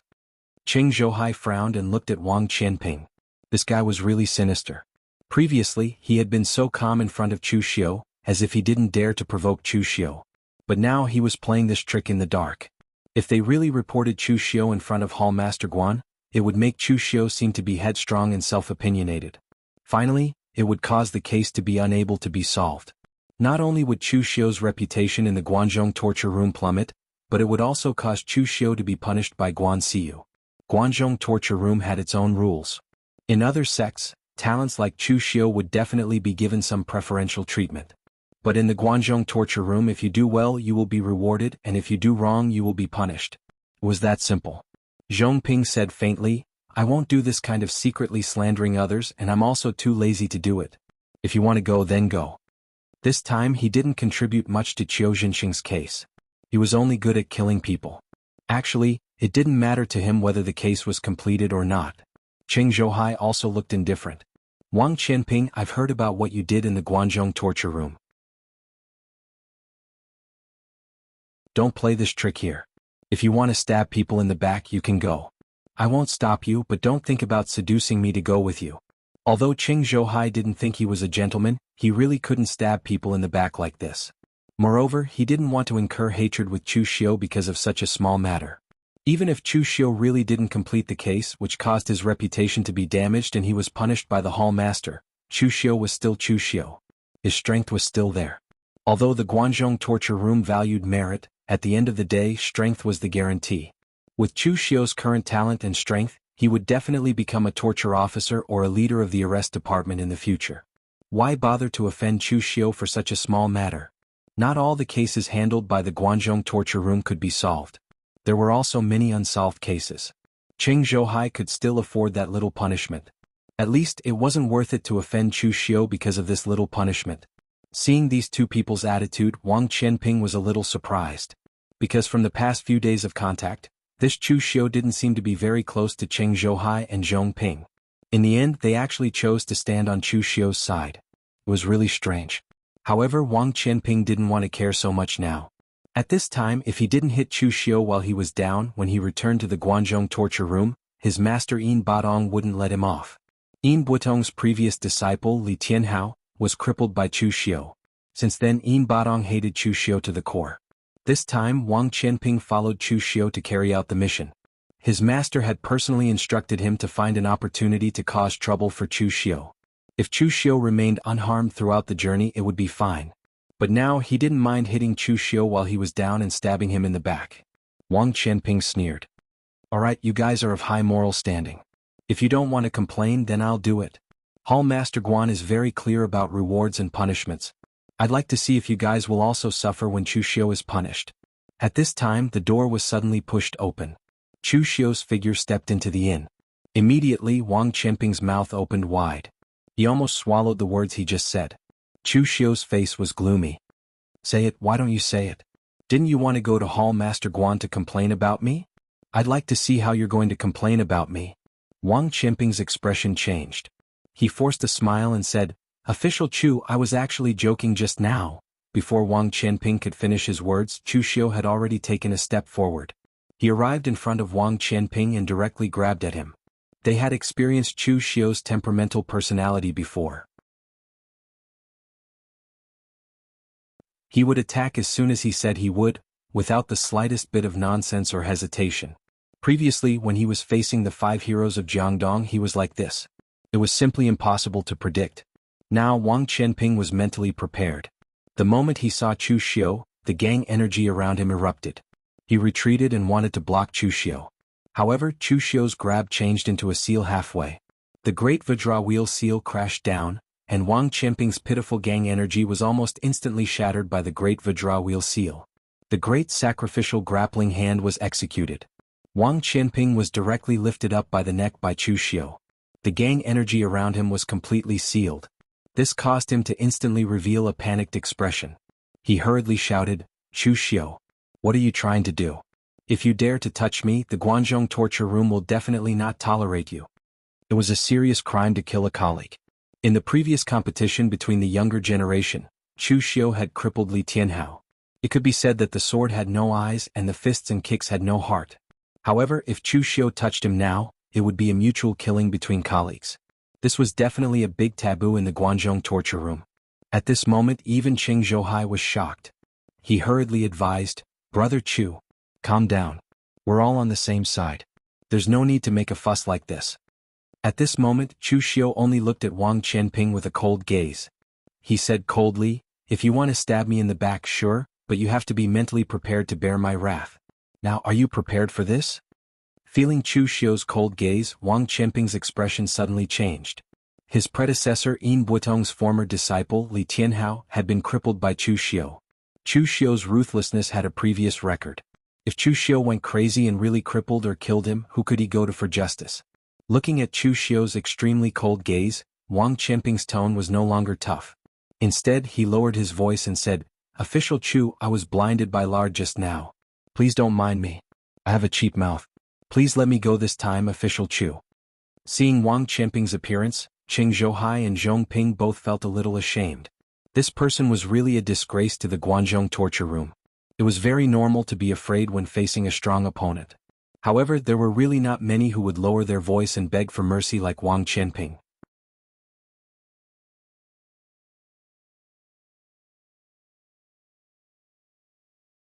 Chapter 288. As a martial artist, regardless of whether they were righteous or evil, they still needed to have a backbone. For example, Wang Qianping begged for mercy like a dog. It formed a very strong contrast with his sinister appearance of wanting to stab Chu Xiu in the back. Chu Xiu just sneered when he heard this. He slapped Wang Qianping's face with his hand and said lightly, "You know you have a cheap mouth. Next time you better watch your mouth. You need to know that a loose tongue can cause trouble." Chu Xiu's insulting behavior made Wang Qianping's face turn red. If it were someone else, they might have already fought with Chu Xiu. However, Wang Qianping forcibly endured it. He even squeezed out a smile on his face and said reluctantly, "Official Chu is right. I will remember it." Chu Xiu snorted coldly and directly threw Wang Qianping to the side. He said lightly, "Get lost." Wang Qianping lowered his head as a wisp of dense hatred surged in his eyes. He left with his tail between his legs. However, before he left, he did not notice that a wisp of killing intent had also surged into Chu Xiu's eyes. Wang Qianping was just a nobody. If he had behaved himself, Chu Xiu would not have bothered with him. However, Wang Qianping insisted on stirring up some trouble. In that case, he could not blame Chu Xiu for being ruthless. In particular, Wang Qianping's performance just now was simply forcing Chu Xiu to kill him. Chu Xiu had humiliated him in such a manner just now. If it were any other cultivator, they would have long since exploded in anger and fought Chu Xiu to the death. In the end, Wang Qianping had forcefully endured it and bowed to the extreme. A guy who could be described as a smiling tiger by Cheng Zhouhai, a guy who defeated many competitors in Guanan and became Yin Budong's disciple, was now acting so cowardly and tolerating? Was it possible? Chu Xiu could guess how much the other party hated him. If he was allowed to return to the Guanzhong torture room alive, who knew what kind of trouble he would cause? In the past few years, there had been many Jianghu constables from the Guanzhong torture hall who had ventured out to investigate cases, and there had been many who had died accidentally. Right now, Chu Xiu did not want to kill him in public, but whether he could return to the Guanzhong torture hall alive would depend on his luck. When Cheng Zhouhai and Zhong Ping saw Chu Xiu looking at them, a trace of fear appeared in their eyes. There weren't many people in the Guanzhong torture room who disregarded the rules like Chu Xiu. If they hadn't stopped him, who knew if Chu Xiu would have killed Wang Qianping? Chu Xiu smiled at the two and said, "Don't worry, the two of you. This case has been solved. As for Chu Xiaoda, he helped me investigate other things. He will be back in a few days." Cheng Zhouhai and Zhong Ping were stunned. Solved? What did that mean? But before they had time to ponder, a Dragon Rider Imperial Guard knocked on the door and said in a deep voice, "Official Chu, General Fang asked me to bring you a message. Prince Anil Jiang Wenyuan colluded with demons and killed an important minister of Eastern Qi, Qiu Jinxing, the owner of the Pegasus Farm. His Majesty has sent Zhang Rang, the majordomo of the Front Department, one of the 3 departments of the Imperial Palace. My breaking battalion will cooperate. Official Chu and other warriors from the Guanzhong torture room can also participate. After the case is over, everyone will be rewarded. The one who takes Jiang Wenyuan's head will be rewarded handsomely." With that, the Dragon Rider Imperial Guard took his leave. Chu Xiu nodded in understanding. The reaction of the Eastern Qi royal family was just as he had guessed. Jiang Wenyuan was doomed this time. Although the real cause of this matter was the conflict between the Crown Prince and the Second Prince, Lu Haochang couldn't punish his own son. So Jiang Wenyuan had to die. Since he had to die, he naturally had to give a reason. So the Eastern Qi Imperial Court casually gave Jiang Wenyuan a reason of colluding with demons. Otherwise, how could they explain why Jiang Wenyuan had to kill Qiu Jinxing, who had no grudges with him and had nothing to do with him? Now in Jianghu, the demons had become professional scapegoats. Once there was something they couldn't explain, they would directly put the blame on the demons. In any case, in the eyes of most people, the demonic path had always been incomparably crazy and illogical. It was very normal for them to do such things. Cheng Zhouhai and Zhong Ping looked at each other, their eyes full of confusion and confusion. Cheng Zhouhai was puzzled. "Brother Chu, what's going on? We haven't had time to investigate the Dragon Gatherer Pavilion. How could Jiang Wenyuan be convicted? Where's the evidence?" Chu Xiu said lightly, "If the Emperor of Eastern Qi wants to kill someone, does he need evidence? This time we were invited by Eastern Qi. As long as Eastern Qi is satisfied and thinks that the case has been closed, Do we still need evidence? Pack up and get ready to take action. Let Wang Qianping, that good-for-nothing, follow us. Destroying Prince Annel's mansion is a good job. After so many years, Prince Annel's bloodline has accumulated a lot of good things. How much you can get will depend on your ability. In a luxuriously decorated manor outside the Ji State Prefecture, Jiang Wenyuan rubbed his head. He always felt a sense of crisis lingering in his heart. It was as if he had neglected something, but he couldn't remember it no matter how hard he tried. Jiang Wenyuan pushed the door open and walked out. He happened to see Mr. Lu. Jiang Wenyuan seemed to remember something.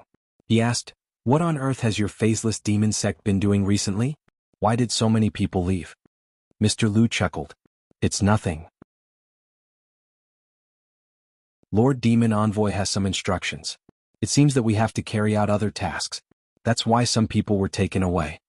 Hearing that, Jiang Wenyuan snorted coldly. "Don't forget that your faceless demon sect is cooperating with me now. Every month I give you guys a lot of cultivation resources, but in the end you guys go against me on the surface. Do you really think I'm a fool?" Mr. Lu smiled. "Don't worry, Your Highness. There won't be a next time."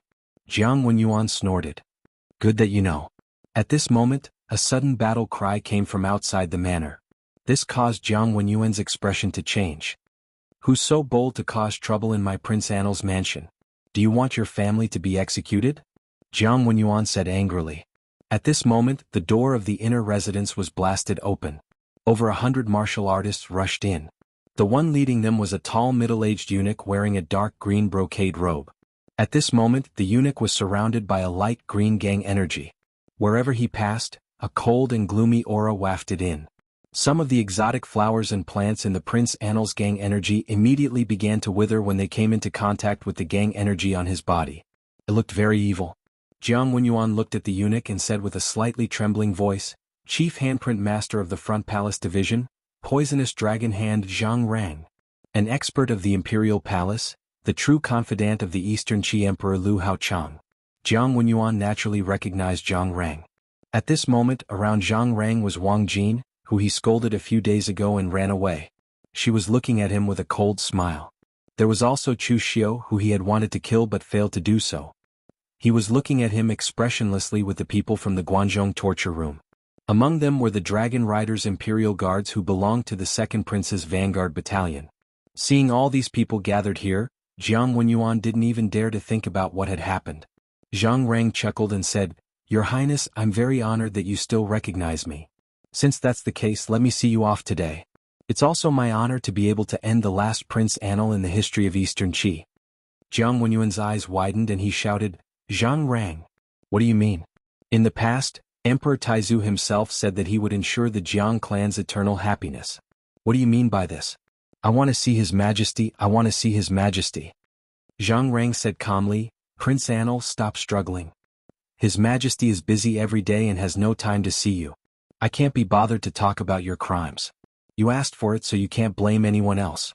Emperor Taizu did say that he would ensure the Jiang clan's eternal happiness, but don't forget, the one sitting on the throne now is not Emperor Taizu. "Prince Annel, go on your way. I'll kill you and receive my reward. Next year on your Memorial Day I'll have someone burn joss paper for you." Chu Xiu looked on coldly from the side. He had long felt that Jiang Wenyuan was courting death, but the speed at which he did so was faster than he imagined. Moreover, this time Jiang Wenyuan could be said to have sent himself to his grave. If he hadn't gone to kill Chu Xiu wouldn't have been so obsessed with him. In the end, Jiang Wenyuan had sent Mr. Lu to kill Chu Xiu. Not only had he failed to kill Chu Xiu, but now he had a mole. This time, if Chu Xiu hadn't handed over the results to the Second Prince and allowed the Second Prince to add oil to the fire, the matter would have been exposed. Jiang Wenyuan might have been reprimanded and punished, but he wouldn't have been ordered to be killed by the emperor so quickly. At this time, Jiang Wenyuan's entire body was cold. This was a scene he had never imagined. His identity as a death exemption medallion would have a day like this. Only now did Jiang Wenyuan realize that everything he had was actually given to him by the Lu royal family, whom he regarded as his enemy. The so-called death exemption medallion was only because the emperor didn't want to kill him. If the emperor really wanted to kill him, even 10,000 death exemption medallions wouldn't be enough. Zhang Rang took a step forward, and dark green astral energy erupted from his body. As his claw descended, astral energy shot towards Jiang Wenyuan like a soaring dragon. In the blink of an eye, the area within 1,000 feet radius was enveloped by this highly toxic astral energy. All things fell silent and all flowers withered.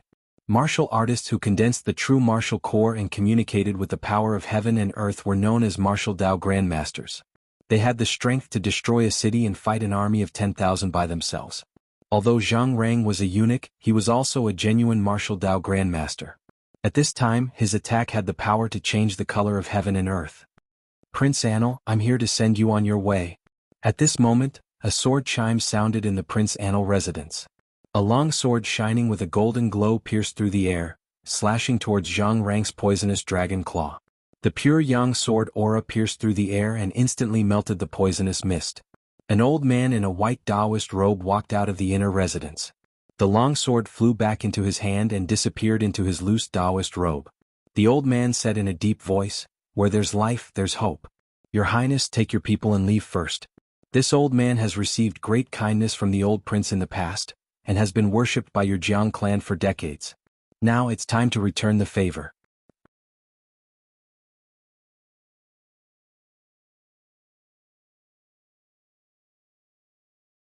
Chapter 289. Jiang Wenyuan had the ambition to rebel, so he naturally had to have some family background and strength. Otherwise he would really be an arrogant idiot. Therefore, whether it was Chu Xiu or the others, they were not surprised by the sudden appearance of a martial Dao master who could match Zhang Rang. Zhang Rang frowned and pondered for a moment before saying, "Chunyang Dao sect's abandoned disciple, 9 Palace Scorching Sun Do Hanwei? It was said that you killed a fellow disciple by mistake and were expelled from the Chunyang Dao sect. You were hunted down to the point where no one knew if you were dead or alive. I didn't expect you to still be alive and have even become a martial Dao master. Since you've become a martial Dao master, even the Chunyang Dao sect can't hunt you down like before. Why are you courting death?" As one of the 3 major Taoist sects, the Chunyang Dao sect was the first to know about any changes in it. Although Do Hanwei's reputation in the pure Yang Dao sect wasn't that great in the past, he was still a well-known figure. Who would have thought that he would suddenly reveal the matter of killing a fellow sect member without permission? Since then, he had been hunted down by the pure Yang Dao sect and was also known by the people of the Jianghu. Back then, he was already in the unity of heaven and man state. Now that decades had passed, everyone thought he was long dead. Who would have thought that Do Hanwei had been hiding in Prince Anil's residence and had even stepped into the martial Dao master realm? Do Hanwei flung his Taoist robe and said in a deep voice, "Killed a fellow disciple by mistake? You're wrong about one thing. It wasn't a manslaughter. I was prepared to kill.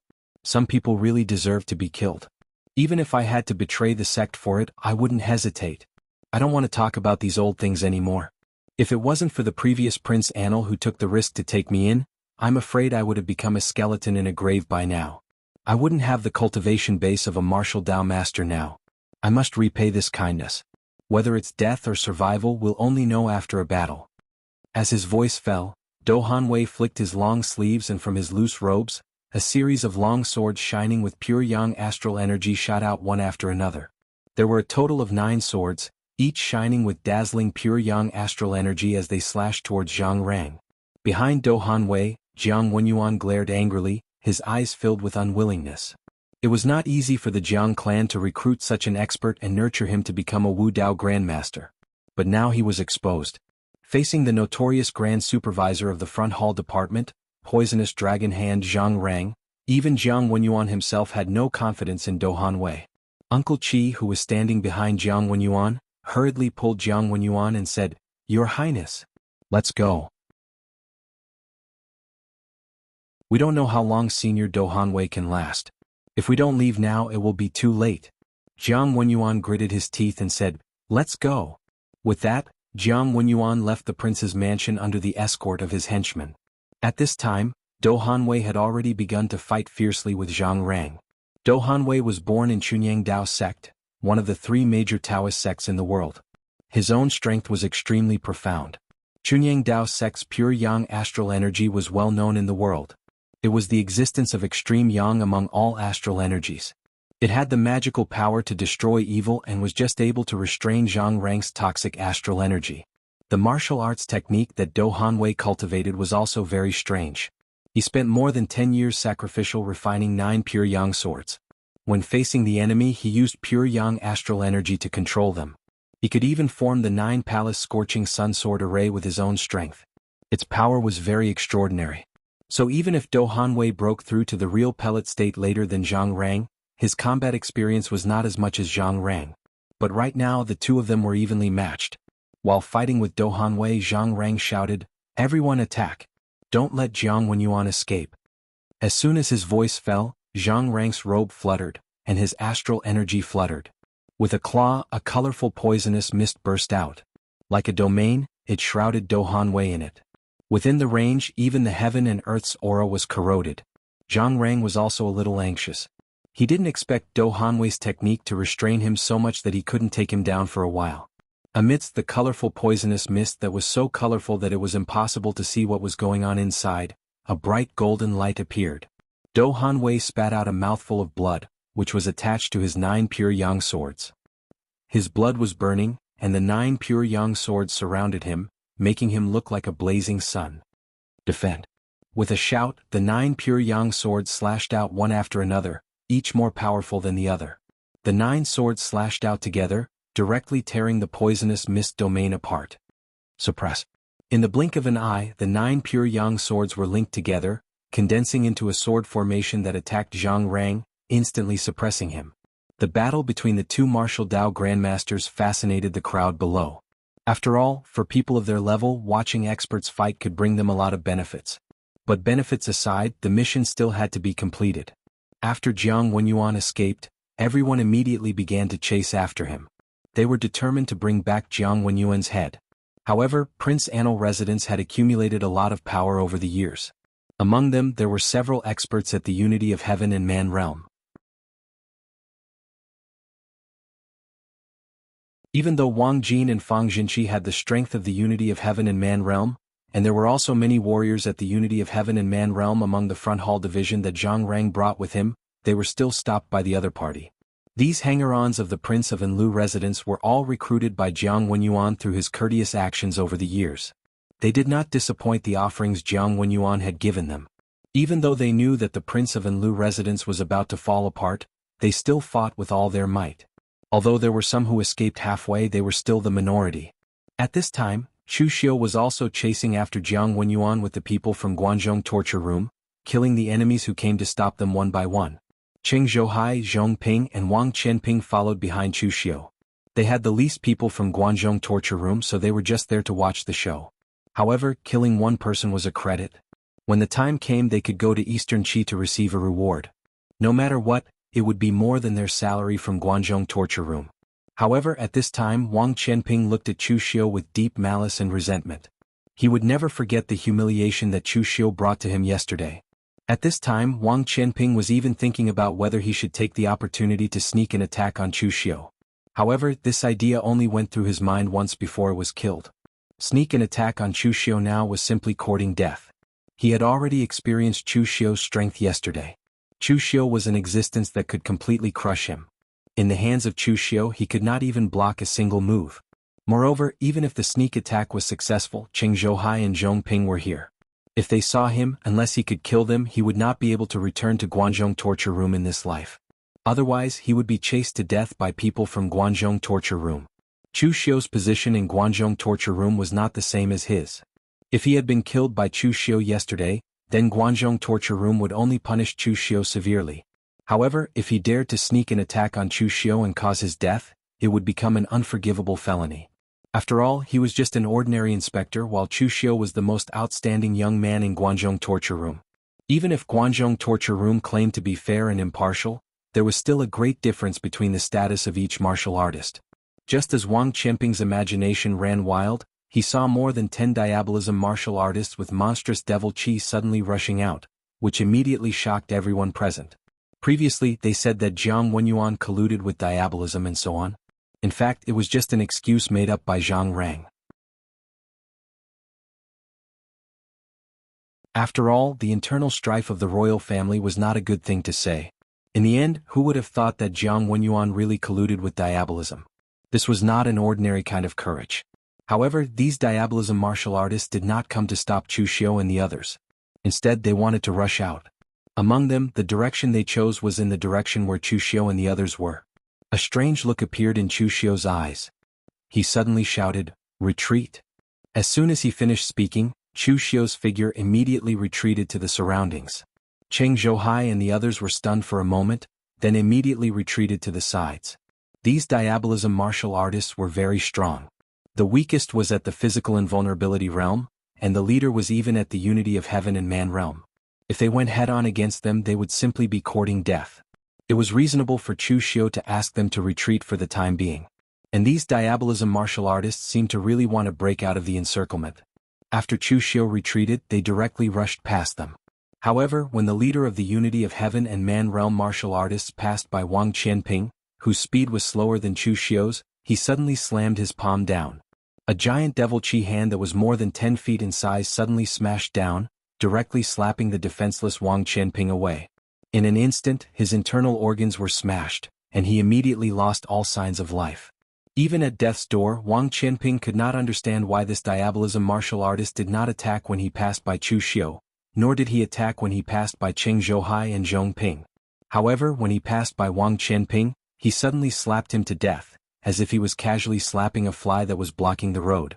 After killing Wang Qianping with one palm, the leading diabolism martial artist did not even stop, nor did he look at Chu Xiu and the others.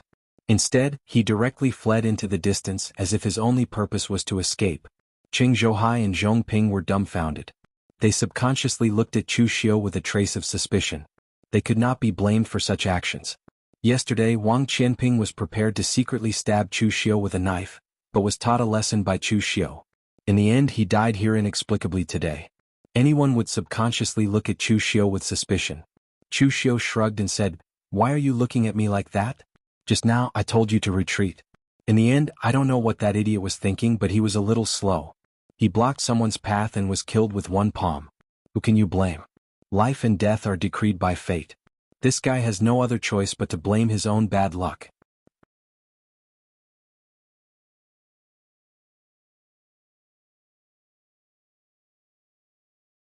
Chapter 290. Chu Xiu's words made Cheng Zhouhai and Zhong Ping speechless. Unlucky? Perhaps this was the only explanation, even though it sounded perfunctory. However, under the watchful eyes of the crowd, everyone saw how Wang Qianping died. Cheng Zhouhai and Zhong Ping weren't the kind of people who liked to meddle in other people's business. They also hated Wang Qianping, so no one said anything. Instead, they continued to kill the people from Prince Annel's residence. Chu Xiu said in a low voice, "Don't gather together. Everyone split up. Pick the weaker ones. We're outsiders and we're only here to get our rewards. The escape of Prince Annel's residence has nothing to do with us." Cheng Zhouhai and Zhong Ping nodded. Even if Chu Xiu didn't say so, they would still do so. If a few experts suddenly appeared and killed them with a slap, then that would be really unlucky. After the three of them split up, Chu Xiu narrowed his eyes. As if he already had a target in mind, he chased in one direction. The people who attacked just now were from Faceless Demon Sect. However, that Unity of Heaven and Man Realm martial artist wasn't Mr. Liu, but another Unity of Heaven and Man Realm expert from Faceless Demon Sect. That Wang Qianping was courting death, so Chu Xiu naturally wouldn't spare him. Although Wang Qianping's strength was low and Chu Xiu didn't really care about him, he didn't want to bring trouble back to the Guanzhong torture room. So he decided to settle it here. He was just a physical invulnerability realm martial artist. The people from Faceless Demon Sect didn't mind doing Chu Xiu a favor and killed him with a slap. At this moment, Jiang Wenyuan had already escaped with Uncle Qi and another Unity of Heaven and Man realm martial artist. The rest of the hanger-ons and priests were behind them, blocking the pursuers. For the time being, they shouldn't be able to catch up. Looking at Uncle Qi and the middle-aged man with a long sword on his back, Jiang Wenyuan couldn't help but feel sad. He couldn't help but sigh. The middle-aged man with the long sword on his back said in a deep voice, "Your Highness doesn't need to be like this. Didn't you already prepare quite a bit of assets on the Northern Yen and West Chu side? If we can't stay in Eastern Qi, we can go to Northern Yen or West Chu." Uncle Qi also said, "That's right. The Liu imperial family is treacherous. After this, they will definitely be reviled by the world. A crafty rabbit has 3 burrows." Actually, King and Li's bloodline had already sent people to buy property in the Northern Yen and Western Chu lands since Jiang Wenyuan's ancestors, as well as large amounts of resources. They were afraid that the Liu family would suddenly turn against them, so they had a way out. However, King Enli's bloodline had been safe and sound all these years, and Jiang Wenyuan had never thought that he would have to use it one day. Jiang Wenyuan revealed a crying and smiling expression. Gone, everything is gone. My roots are in Eastern Qi. Even if I go to Northern Yen or West Chu, I won't have a chance to make a comeback. Only now did Jiang Wenyuan realize that everything he had was given to him by the Lu imperial family. Eastern Qi recognized him as the King of Ease. He was the true king of Eastern Qi with a different surname. He could peacefully develop his power and recruit so many heroes of the Jianghu. Without this identity he was not even worth a fart. How could he make a comeback? At this moment, a voice suddenly sounded, "Since your highness doesn't want to go to West Chu or Northern Yen, why don't you stay in Eastern Qi?" Uncle Qi and the middle-aged warrior with a long sword on his back immediately became vigilant as they looked in the direction of the voice. They saw Mr. Lu's figure walk out from the darkness. Seeing that it was him, Uncle Qi and the martial artist let out a sigh of relief. They were naturally very familiar with Mr. Lu. The Faceless Demon sect had been working with King Enli's palace for a long time, and Mr. Lu had always been the one to contact them. However, Jiang Wenyuan looked at Mr. Lu and shouted, "Why did your Faceless Demon sect people run away just now? You people from the demonic path are really unreliable." Jiang Wenyuan saw that the Faceless Demon sect people didn't participate in the fight against the pursuers. Instead they all ran away. Uncle Qi pulled Jiang Wenyuan lightly, indicating for him to calm down. Now that King Enli's palace had completely fallen apart, their cooperation with the Faceless Demon sect naturally couldn't continue. It was best not to offend them at this time. They might even need to borrow the power of the Faceless Demon sect to escape. Just as Uncle Qi was about to say something, Mr. Lu suddenly said, "Chu, come out. My Faceless Demon sect won't be able to take this credit, so I'll give it to you." Chu Xiu's figure also walked out from another direction. He cupped his hands towards Mr. Lu and said with a smile, "Thank you, Senior." Seeing Chu Xiu appear, Jiang Wenyuan and the others instantly widened their eyes. They didn't know what was going on. Chu Xiu asked, "Senior, did you move all the things from King Enli's palace?" Mr. Lu smiled and said, "You informed me in time. After the people from the front hall called, I already let the last batch of Faceless Demon sect disciples use the secret space box to move all the things. Tiske, all these years King Enli's palace has really accumulated a lot of wealth. It must have been hard for the Lu family to tolerate you for so long." Chu Xiu, who was pretending to be a demonic sect disciple, had a great deal of business with the Faceless Demon sect. When the people from the front hall were about to make their move, he sent a message to Mr. Lu, telling them to prepare and take advantage of the situation.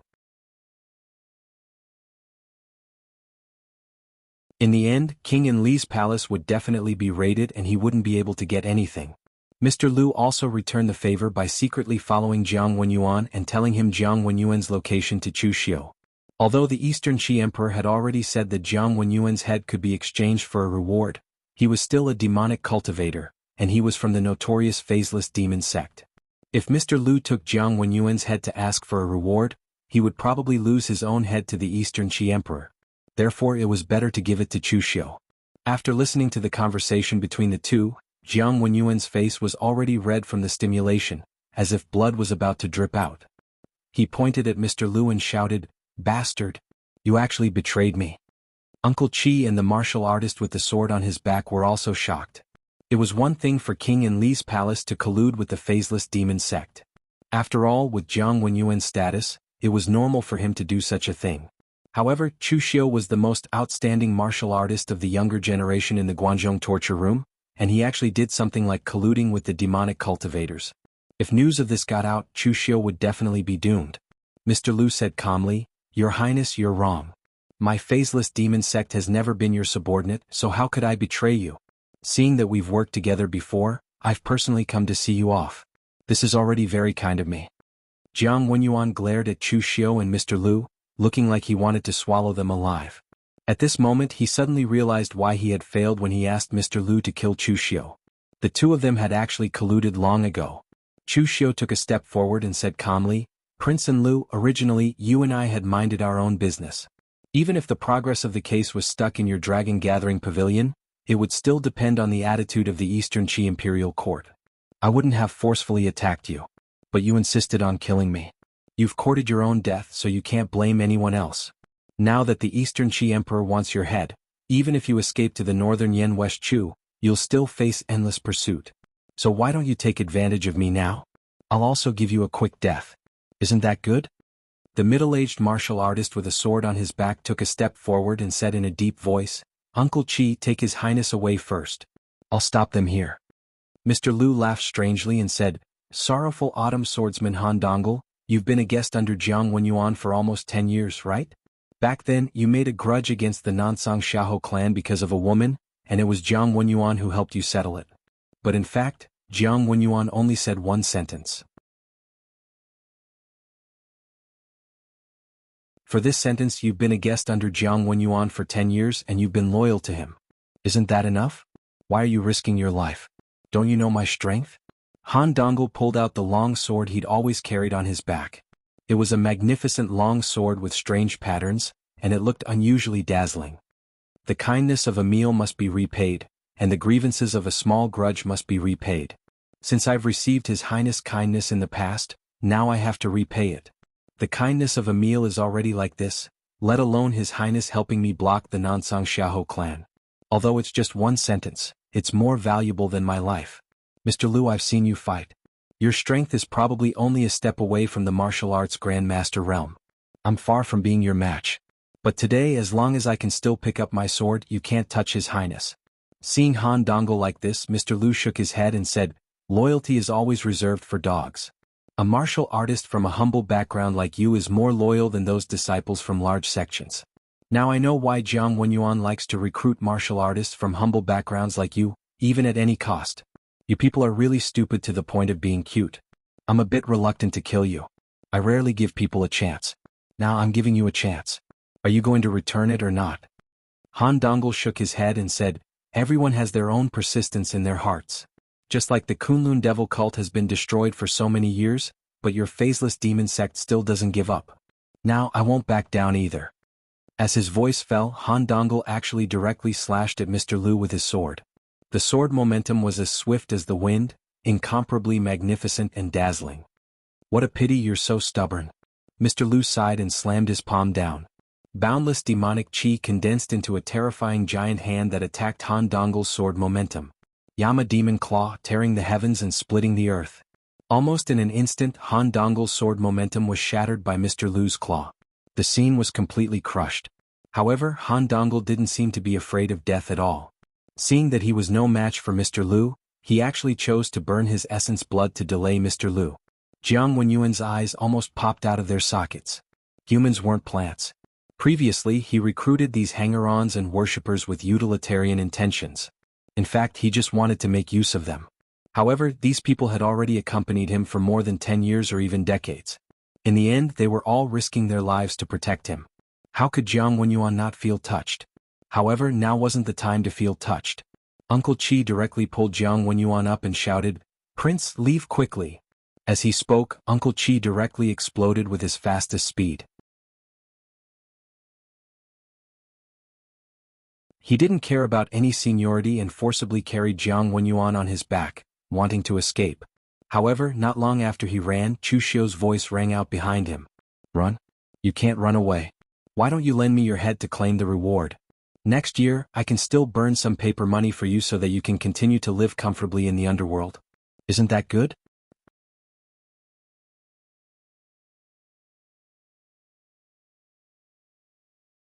Chapter 291.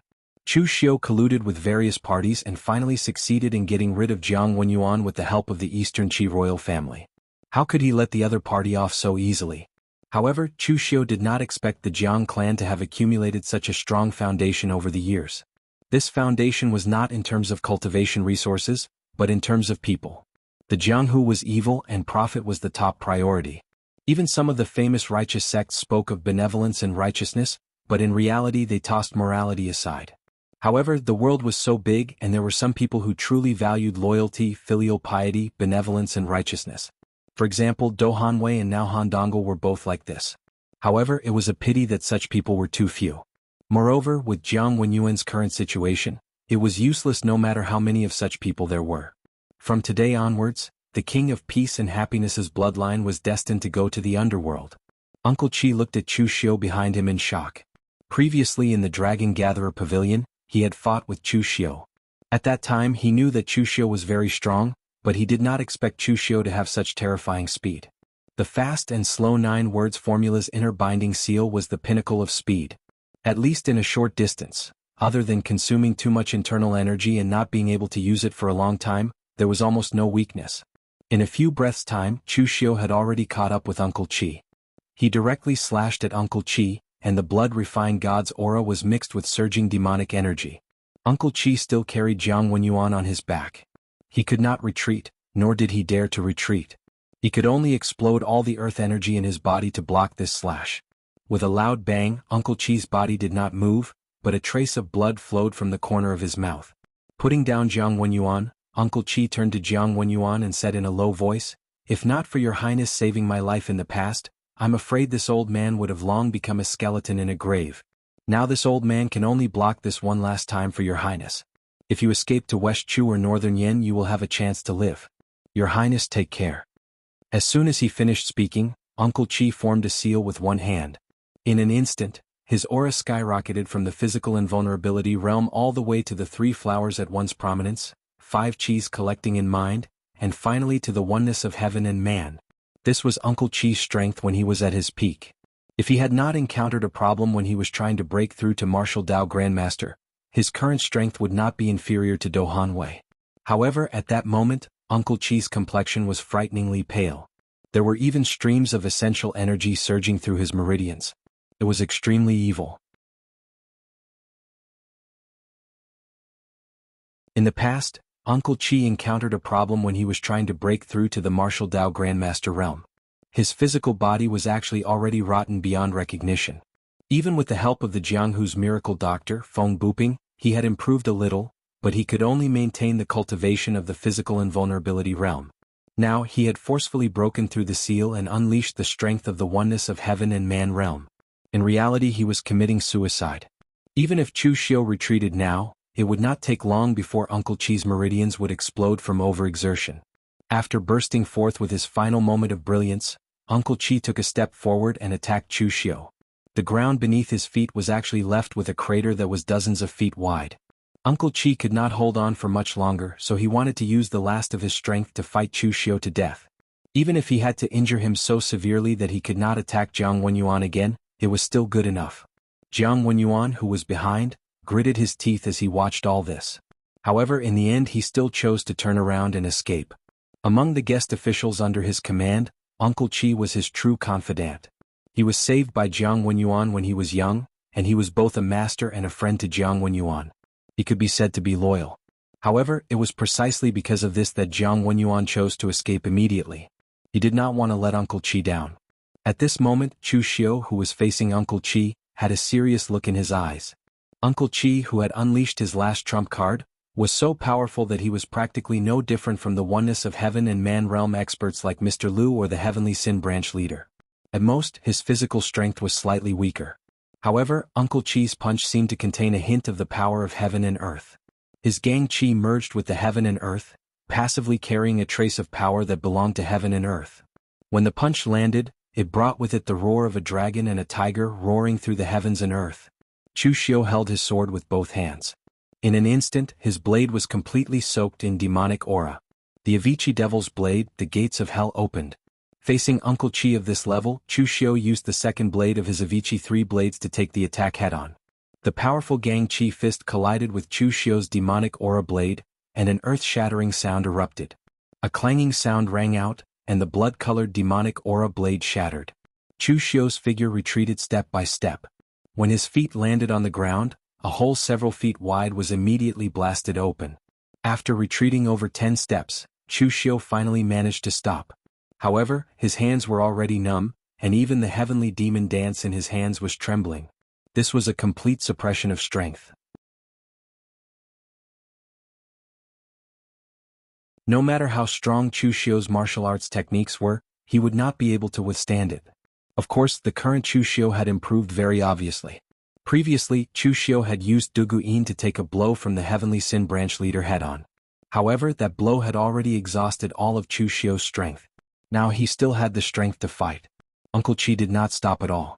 His hands formed a fist seal again, and he smashed it towards Chu Xiu like he was moving mountains and seas. When his fist landed just now, although Chu Xiu had been sent flying more than 10 steps, his entire right arm was dripping with blood. It was obvious that it was not far from being completely crippled. There was not much time left for Uncle Chi. When this fist seal landed, its power was several times stronger than Chu Xiu's great Vajrawheel seal. Everywhere it passed, endless sonic booms rang out. Even the space around Chu Xiu had been sealed, so he had nowhere to hide or evade. The pressure of this seal continued to attack. Chu Xiu also landed a fist seal. The surrounding Gang Chi seemed to start to stagnate as it enveloped Uncle Chi. Wisdom Fist Seal Main Space. Heaven and earth were useless. Although this seal technique consumed a shocking amount of energy, it could be used both offensively and defensively. Its power was extraordinary. However, under Uncle Chi's desperate attack, the opponent's crushing power was too shocking. The space sealed by the Wisdom Fist Seal only managed to stop Uncle Chi for a few breaths of time before it was completely destroyed. At the crucial moment, Chu Xiu's hand formed the Duguin Seal. All the Gang Chi in his body condensed into one. He was as immovable as a mountain and impregnable. 2 consecutive seals blasted out, but they still could not block Uncle Chi's incomparably powerful fist seal.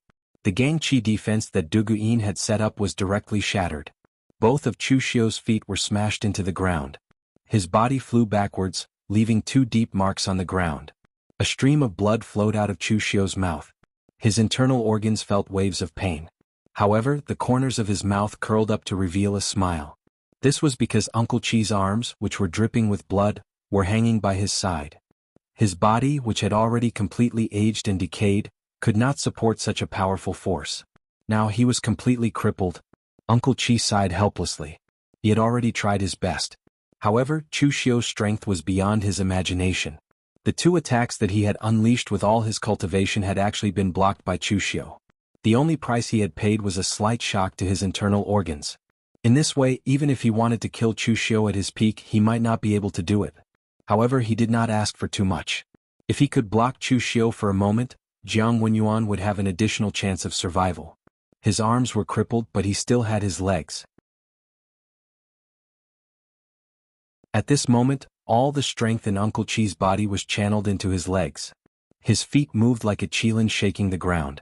A large area of the ground beneath his feet started to crack. Uncle Chi's body shot out like a cannonball. He descended from the sky and kicked at Chu Xiu. Wherever he passed, sonic booms could be heard. Chu Xiu raised his eyebrows. This old guy's all-out attack was really extraordinary. However, it was a pity that Uncle Chi was already an arrow at the end of its flight. The power of this kick was not enough. Since ancient times, there had been no conclusion on whether a martial artist should train his body or train his chi.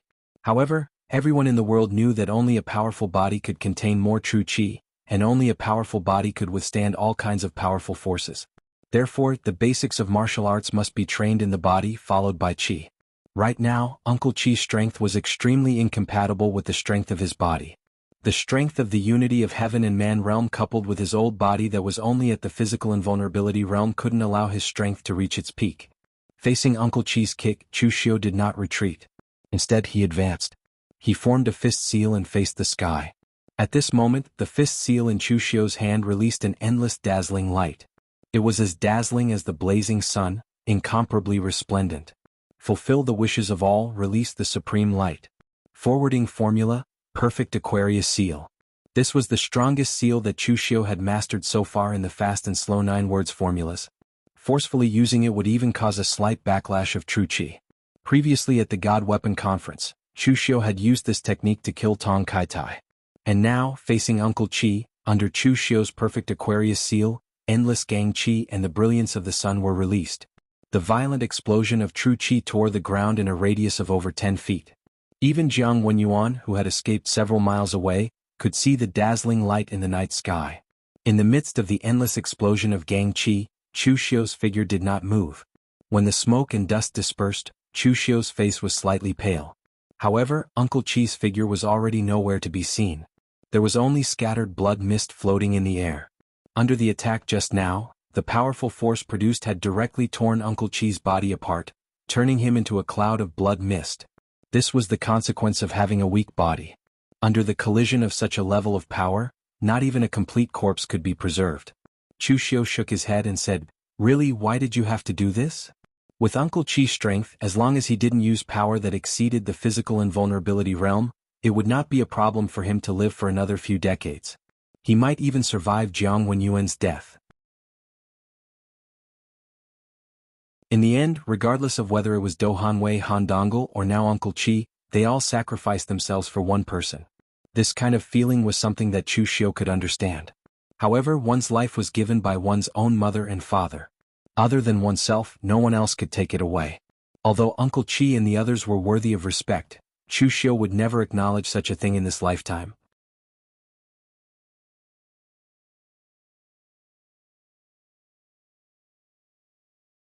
Chapter 292. In the wilderness, Jiang Wenyuan ran with all his strength. He felt that his spiritual qi was being consumed.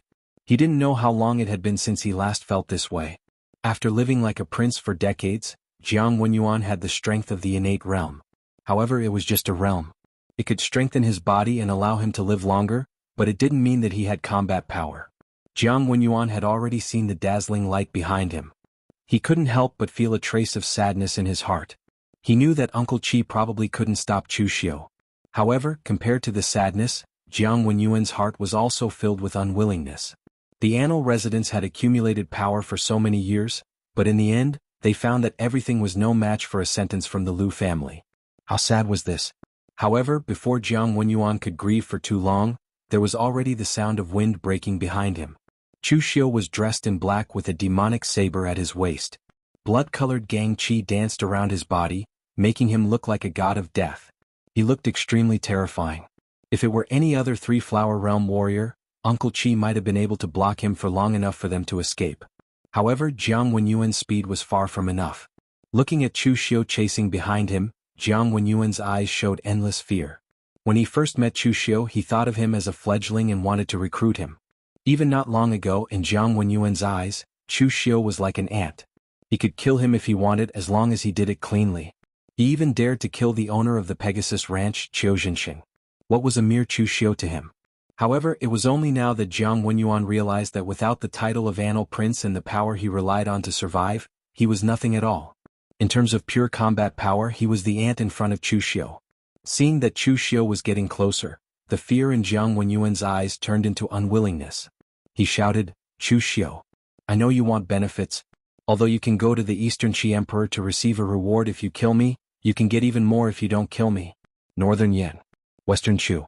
I have countless assets and accumulations here, and I also..." However, before Jiang Wenyuan could finish speaking, Chu Xiu's hand moved, and a scarlet red blade light attacked. In an instant, Jiang Wenyuan's head was separated from his body. There was still a look of dissatisfaction in his eyes, but his head was already in Chu Xiu's hand. Perhaps until his death, Jiang Wenyuan could not believe that Chu Xiu would kill him without even listening to his conditions. Holding Jiang Wenyuan's head, the heavenly demon dance was not stained with any blood at all. The blood flowed along the edge of the saber to the ground, and the saber remained sharp and dazzling. Chu Xiu was not interested in Jiang Wenyuan's conditions, and he did not plan on going to Northern Yan and West Chu to think about these things. It was more convenient to take Jiang Wenyuan's head to receive his reward. What's more, Chu Xiu did not intend to forgive those who wanted to kill him. No one could change his mind. Sometimes, having a heart of stone was also a kind of decisiveness. After searching Jiang Wenyuan's body, there was nothing of value. There were only a few special machine keys, which should be used to store some of the treasures and resources in Prince Anil's mansion. It was of no use to Chu Xiu. The entire Prince Anil's mansion had been ransacked by the phaseless demon sect.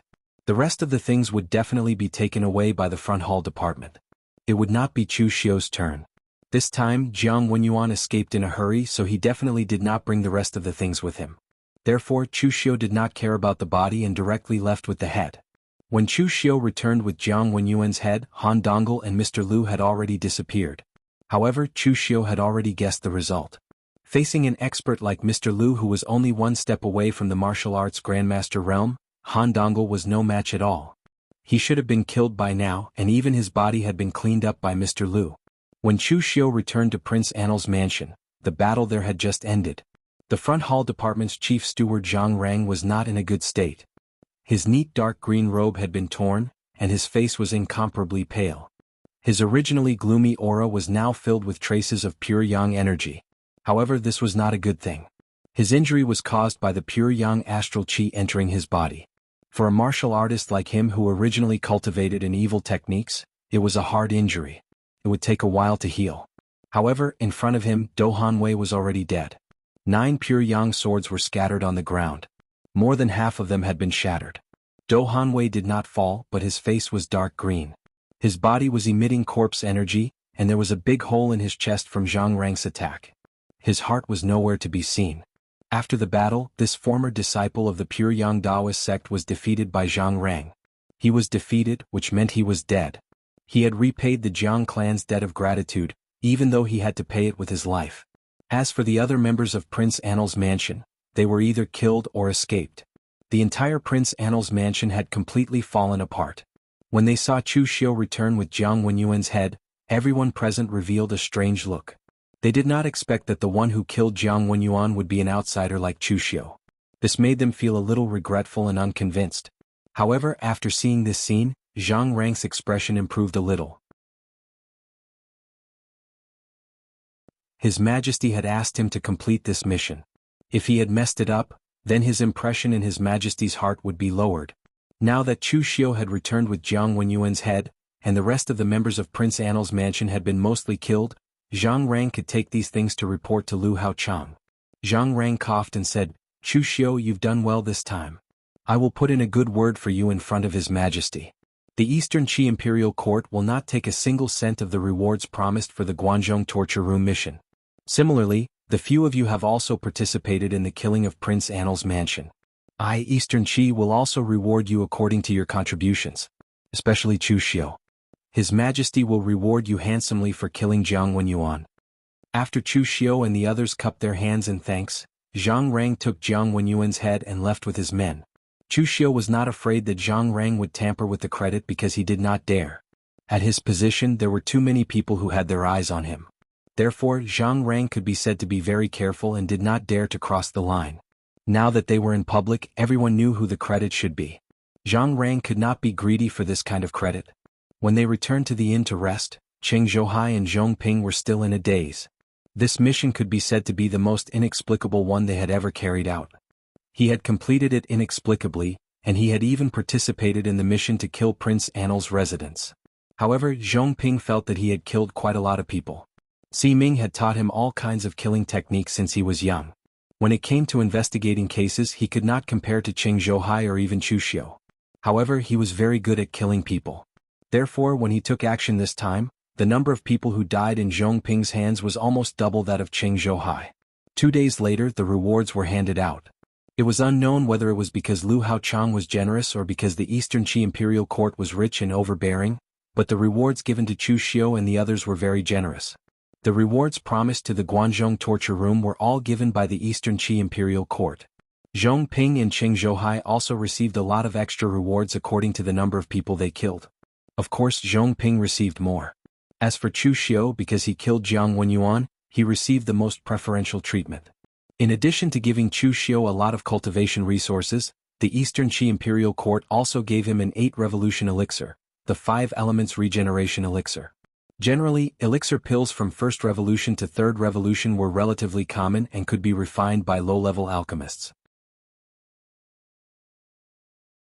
But the elixir pills from 4th revolution to 6th revolution not only required the proficiency of the alchemist, but also the accumulation of a lot of precious materials. Even the elixir recipe had to be very strict. A little mistake would lead to the failure of the whole furnace of elixir pills, resulting in heavy losses. Therefore, most of the elixir pills from 4th revolution to 6th revolution in Jianghu were only qualified and capable of refining by some big sections. As for the 7 to 9 revolution pills, they were called divine pills by some people. They had powerful effects and were extremely difficult to concoct. The control of the fire was extremely strict. If the person concocting the pill was a little bit off, he would not be able to succeed. Even most of the elixir pills from 7th revolution and above were accidentally produced when the elixir masters were refining other elixir pills. The amount of medicine in the elixir recipe had changed in some way. But sometimes this kind of thing could only be found by chance. A lot of materials were consumed. Sometimes it was possible to refine elixir pills, but most of the time, it was a pile of waste. Chu Xiu looked at the 5 elements biotransformation pill with a strange look in his eyes. The royal family of Eastern Qi was really considerate. They knew that he was about to step into the 5 Qis collecting in Yuan realm, so they rushed to give him a 5 elements biotransformation pill. This 5 elements biotransformation pill was refined with 5 extremely precious 5 elements materials. It could balance the power of the 5 elements in one's body. The medicinal efficacy would circulate in one's body in an endless cycle, bringing extremely strong medicinal efficacy to the user. For a martial artist like Chu Xiu who was about to break through to the 5 Qis collecting in Yuan realm, the 5 Qis collecting in Yuan realm was definitely a great help. However, Chu Xiu did not refine it right away. If he wanted to refine a god-tier pill of this level, he would need at least a few days. And now, Chu Xiu had not really polished the 5 Qis collecting in Yuan realm to its peak. When Chu Xiu felt that he was almost ready, he could take this 5 elements biotransformation pill and break through the bottleneck in one fell swoop with the help of the medicinal efficacy. This would save Chu Xiu a lot of time. At this time, Chu Xiaoda also returned and brought news from Xiangyang. Qing Zhouhai and the others did not know when Chu Xiu had hooked up with Chu Xiaoda, but they also knew the ways of the world. Chu Xiaoda had something to say to Chu Xiu, so they temporarily retreated.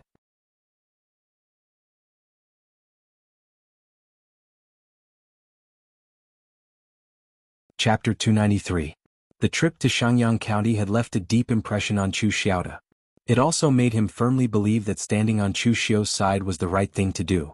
When he brought the 9-branch Hall's token to Mo Tianlin, Mo Tianlin immediately started investigating Qiu Dongmao for him without a word. In Xiangyang County he had seen the power of the Xiangyang Mo family.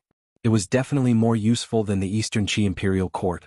All the martial arts forces, big and small, and even the lone cultivators, had to give face to the Xiangyang Mo family.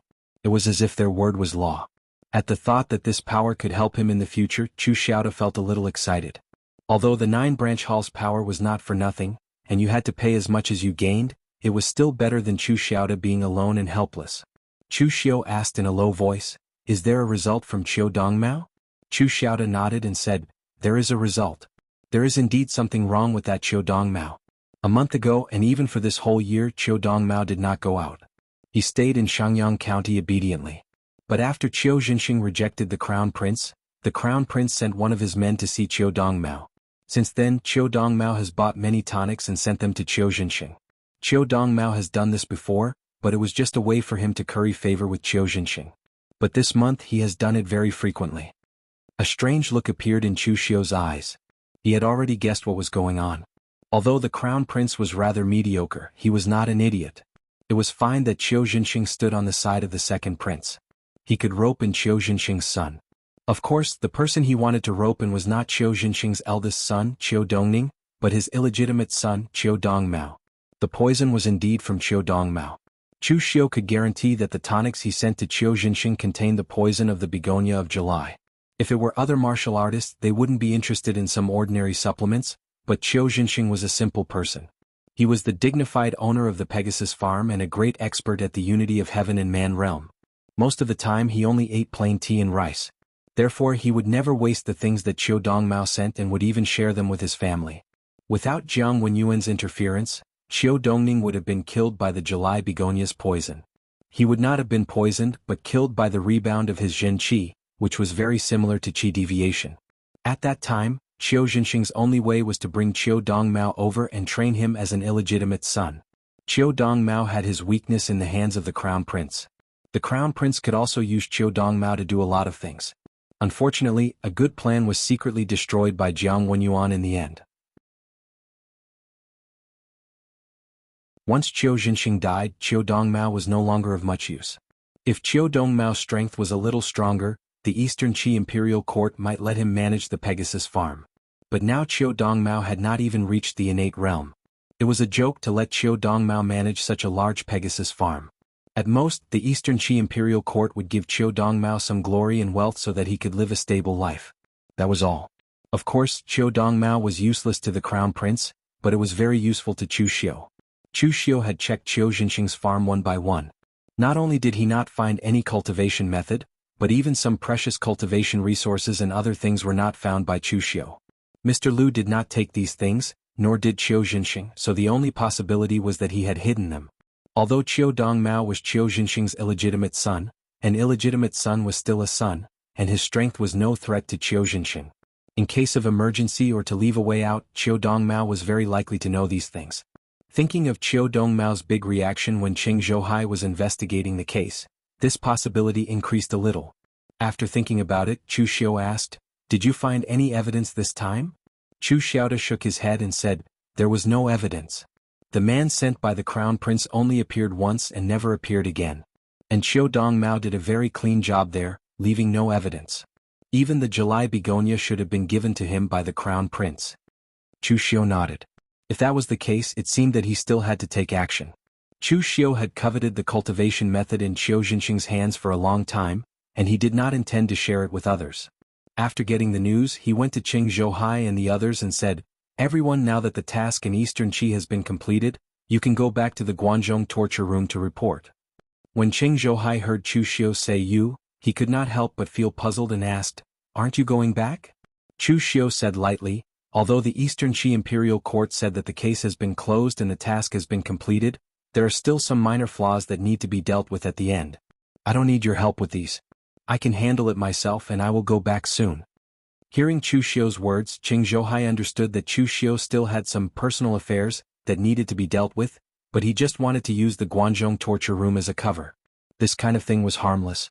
They were not Wang Qianping who had to make things difficult for Chu Xiu. Making things convenient for others was also convenient for oneself, so Qing Zhouhai and the others said directly, "Well, we will wait for you in the Guanzhong torture room, Brother Chu. Brother Chu, please rest assured that we will not speak carelessly when we report the situation of the case."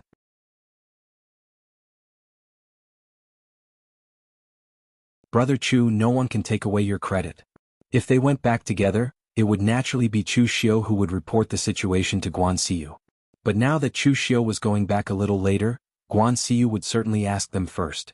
However, they did not want to become enemies with Chu Xiu, so they naturally would not trick Chu Xiu in this kind of thing. Chu Xiu nodded and said, "I trust the characters of Brother Cheng and the others. In that case, I will take my leave for now."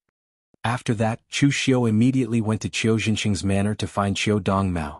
At this time, Qiu Jinxing's manor was still sealed by the Dragon Riders' Imperial Army. At present, the matter with Jiang Wenyuan had been resolved, but it was still unknown how to deal with the Pegasus pasture, so the place was still in a state of lockdown.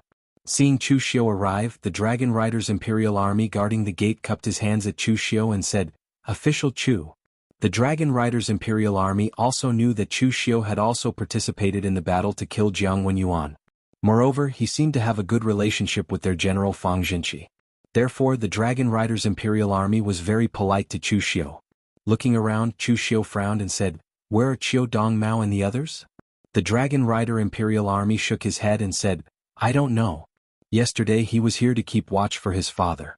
However, after learning of Jiang Wenyuan's death, he left with the 5 heroes of Jiangdong overnight." Chu Xiu frowned and said, "Left? Where did they go?" The Dragon Rider Imperial Army said, "Looking at the direction, it should be the west. I heard them say that they wanted to hurry to the Black Glazed City in the west as soon as possible." Black Glazed City? What was Qiu Dongmao doing there? Half of this so-called Black Glazed City was actually a mine. Its most famous production was a strange gemstone called Black Glazed. It was cold all over and could be used as a precious ornament. It could also be used to set up formations and was very expensive. In Chu Xiu's opinion, Qiu Dongmao should have either returned to Shangyang or went to Eastern Qi's Great Liang City to seek refuge with the crown prince. Why would he go there? But then Chu Xiu realized that Qiu Dongmao had gone to Black Glazed City to seek refuge with the crown prince. The princes of Eastern Qi all had considerable power and each had their own fiefdoms. If Chu Xiu remembered correctly, Black Glazed City was one of the crown prince's fiefdoms. Shangyang was used by Qiu Jinxing to settle Qiu Dongmao. Naturally, he didn't want to go back. In Great Liang City, the crown prince was reprimanded by the emperor of Eastern Qi, Lu Haochang. He was now in closed-door meditation.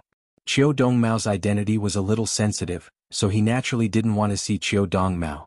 Black Glazed City was the crown prince's fiefdom and the place where black glazed was produced. It could be said that it was very important to the crown prince. The crown prince had a lot of power there.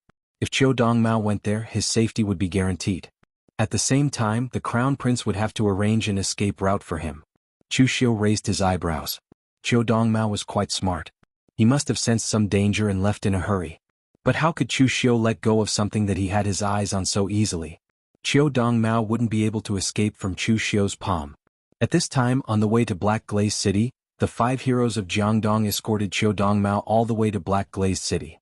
This was also the last time they would escort Qiu Dongmao. This time the 5 heroes of Jiangdong came here for 2 reasons. One was to protect Qiu Dongmao, the only son of their benefactor, and the other was to avenge their benefactor Qiu Zhenxing.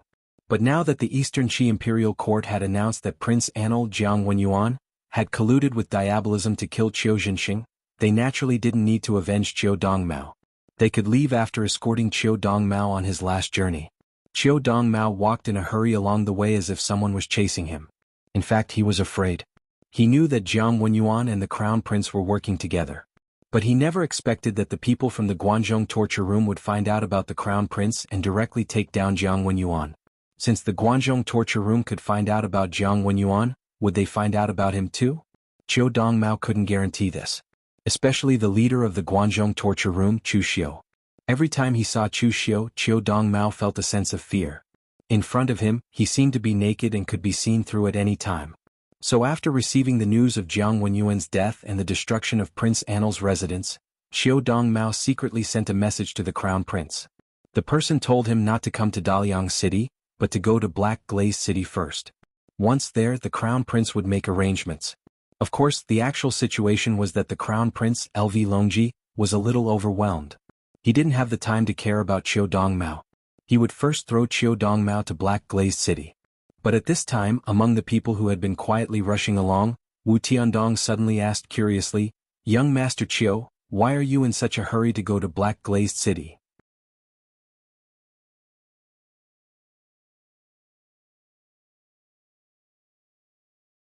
Chapter 294. The Jiangdong 5 heroes had a good impression of Qiu Dongmao. In their eyes, Qiu Dongmao was humble, polite, and filial. Apart from his slightly weaker strength, he was far better than Qiu Zhenxing's eldest son, Qiu Dongning. They had gotten along well on the way to the Ji State Prefecture, so when Qiu Dongmao mentioned going to Glazed Ink City, they agreed without hesitation. Under Qiu Dongmao's urging, they did not even ask why Qiu Dongmao was in such a hurry.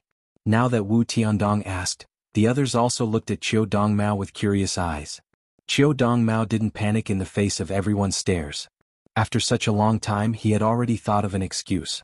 Qiu Dongmao sighed and said, "In fact, when Jiang Wenyuan died, I had already guessed the cause of my father's death. My father was not killed by Jiang Wenyuan, but by the internal strife of the Eastern Qi royal family. My father was the owner of the Pegasus farm and was very important to Eastern Qi, so both the Crown Prince and the Second Prince wanted to recruit my father. However, my father was very strict with the rules. The Crown Prince was the heir, so he naturally had to stand on the Crown Prince's side. As a result, the Second Prince bore a grudge against him. Not only did he send someone to kill my father, he even invited Chu Xiu from the Guanzhong torture room to distort the truth. Chu Xiu had secretly come to the Zhuangzi and secretly contacted General Fang Jinqi of the Dragon Riders' Imperial Army. Fang Jinqi was one of the Second Prince's men. You know what happened next?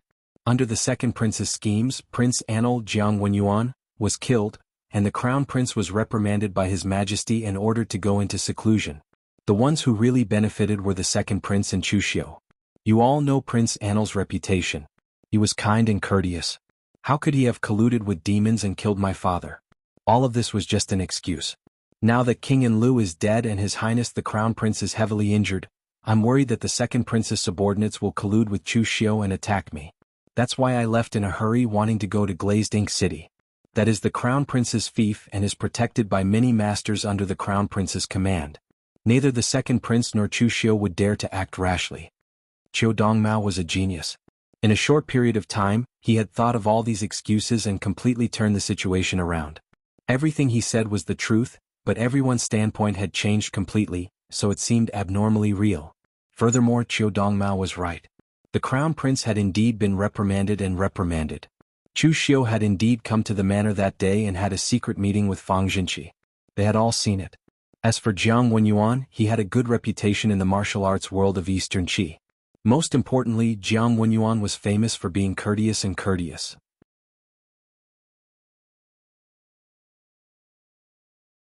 At least for most of the individual cultivators and warriors, Prince Anil was indeed a man worth following.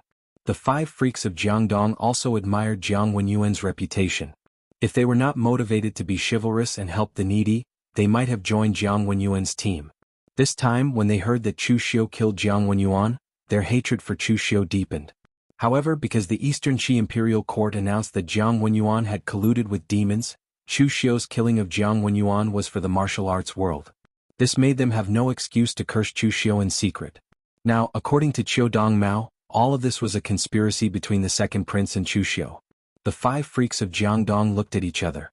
They did not expect that things would change in this way. Qiu Zhenxing's death was involved in the internal strife of the royal family of Eastern Qi. The few of them were all rogue cultivators. Their strength was not bad, but they had never seen such a big scene. They had only heard of the drama of the royal family's internal strife in movies. They did not expect to encounter it themselves. Cheng Buhui sighed and said, "Master Qiu, please restrain your grief. I only regret that we are not capable enough to avenge our benefactor." According to Qiu Zhenxing, the real murderer was the second prince, but they could not really kill the second prince of Eastern Qi and then be hunted by the whole world, could they? Moreover, even if they wanted to, they did not have the strength to do so. Qiu Dongmao shook his head with red eyes and said, "Don't worry, Master Cheng. His Royal Highness is a generous man. When His Royal Highness ascends the throne in the future, he will avenge my father." Cheng Buhui nodded and looked at the sky. "It's getting late. If I remember correctly, there is an inn in front. Let's go and have a rest." Qiu Dongmao gave it some thought and nodded in agreement. He was very anxious when he left a few days ago, afraid that Chu Xiu would find him. However, he heard from some travelers that the Eastern Qi royal family had closed the case and confirmed that Qiu Zhenxing was killed by Jiang Wenyuan. If that was the case, did it mean that he was safe for the time being? Moreover, he did not see anyone chasing after him for the past few days, which made Qiu Dongmao feel relieved. It was time for him to rest. Cheng Buhui and the others were all at the 5 Qis collecting in the Origin Realm and the 3 Flowers at Prominence Realm. It would not be a problem for them to travel for a month, let alone a few days. However, Qiu Dongmao was only at the Blood Condensation Realm, and his own strength was very weak. A few days of continuous travel was already too much for him. After walking along the official road for less than an hour, there was indeed a small inn on the side. Cheng Buhui and the others pushed the door open and entered. There were not many people, only some traveling merchants and some lone cultivators. Seeing Cheng Buhui and the others come in, the eyes of the people in the inn suddenly lit up. A few people took the initiative to come over and salute. "May I ask if you are the 5 heroes of Jiangdong?" Cheng Buhui and the others smiled and saluted, "Yes." Qiu Dongmao frowned slightly behind them. He still did not want them to reveal their whereabouts. If there were really people following them, it would be easy to find out their whereabouts from these lone cultivators. However, since Cheng Buhui and the others had already spoken, he could not stop them. The few lone cultivators were immediately overjoyed when they heard this. They said, "I have long heard of the famous 5 heroes of Jiangdong. Now that I have seen you today, you 5 heroes are indeed extraordinary. We are truly blessed." As they spoke, they immediately began to flatter them. Not only were Cheng Buhui and the others famous in the land of Jiangdong, but they were also quite famous in Eastern Qi. Moreover, the 5 of them had such unique characteristics that they were easily recognized. Some of these unaffiliated martial artists had not even reached the innate realm. If they went to greet other martial artists in the 3 Flower realm or the 5 Qis gathering in the Origin realm, they would probably be ignored. However, Cheng Buhui and the others were also unaffiliated martial artists, so they did not have that many bad habits. They were very friendly and greeted everyone one by one. Seeing the attitude of Cheng Buhui and the others, the lone cultivators present were also amazed. As expected of the 5 heroes of Jiangdong. Just their temperament alone was different from other martial artists.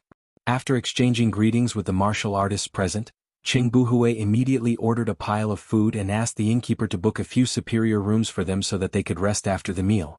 However, just as they were about to finish their meal, the door of the inn was suddenly pushed open.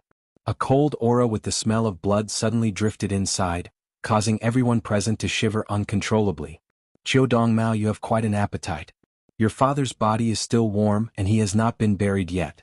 Instead of burying him, you are still in the mood to eat here. You sure have a big heart." A figure stepped into the inn. His black clothes seemed to have merged with the night outside. Even the long saber at his waist was surrounded by pitch-black demonic qi, exuding a sense of deathly stillness. "Chu Xiu!" Qiu Dongmao exclaimed, and the chopsticks in his hand fell to the ground. When everyone present heard the two words Chu Xiu, they could not help but shiver. Today not only did they see the famous 5 heroes of Jiangdong and Eastern Qi, but they also saw the infamous Chu Xiu in the land of Eastern Qi. What day was today? Why did they all come here?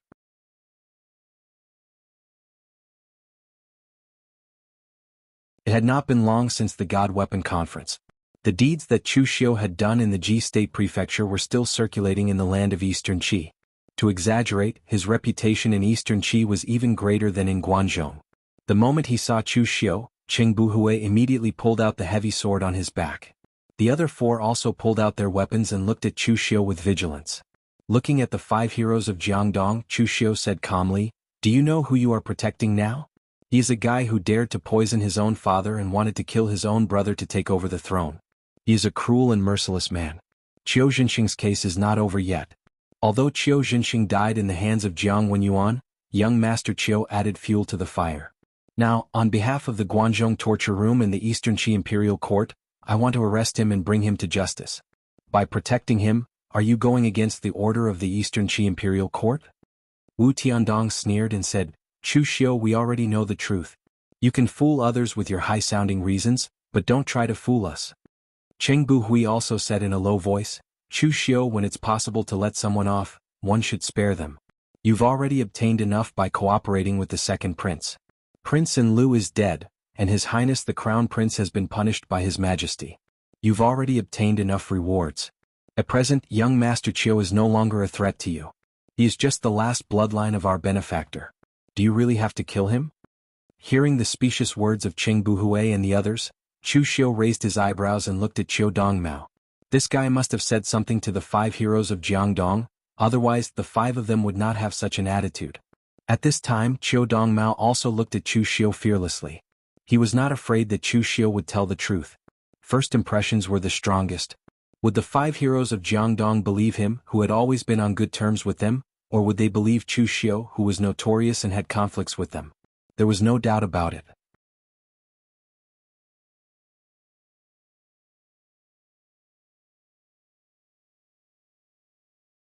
Chapter 295. The conversation between Chu Xiu, Cheng Buhui, and the others left everyone dumbfounded. They seemed to have heard something extraordinary. What they had talked about before was actually related to the recent case of Qiu Jinxing, the owner of the Pegasus Ranch, the struggle between the princes of Eastern Qi, and the death of Jiang Wenyuan, the Prince of Anil. It sounded like something extraordinary. They did not even dare to listen to such a big gossip. Chu Xiu squinted at Qiu Jinxing and said lightly, "You are clever. These 5 stupid guys have been fooled by you, haven't they? Since you are prepared, I will also give you a chance. I can promise not to kill you, but you have to tell me where all the things left by Qiu Jinxing are. Jiang Wenyuan sent someone to kill Qiu Jinxing and I killed Jiang Wenyuan. It can be regarded as revenge for him. It is reasonable for me to ask for some compensation, isn't it?" Qiu Dongmao was taken aback. He had thought that Chu Xiu had been sent by the second prince to kill him, or that the matter of him giving the Qiu family July begonia had been exposed. But now it seemed that Chu Xiu had acted on his own. Even so, Qiu Dongmao did not intend to admit it. Now that Qiu Jinxing was dead, as the only son of Qiu Jinxing, those things would naturally be left to him. These were one of his future assets. How could he just give them to Chu Xiu?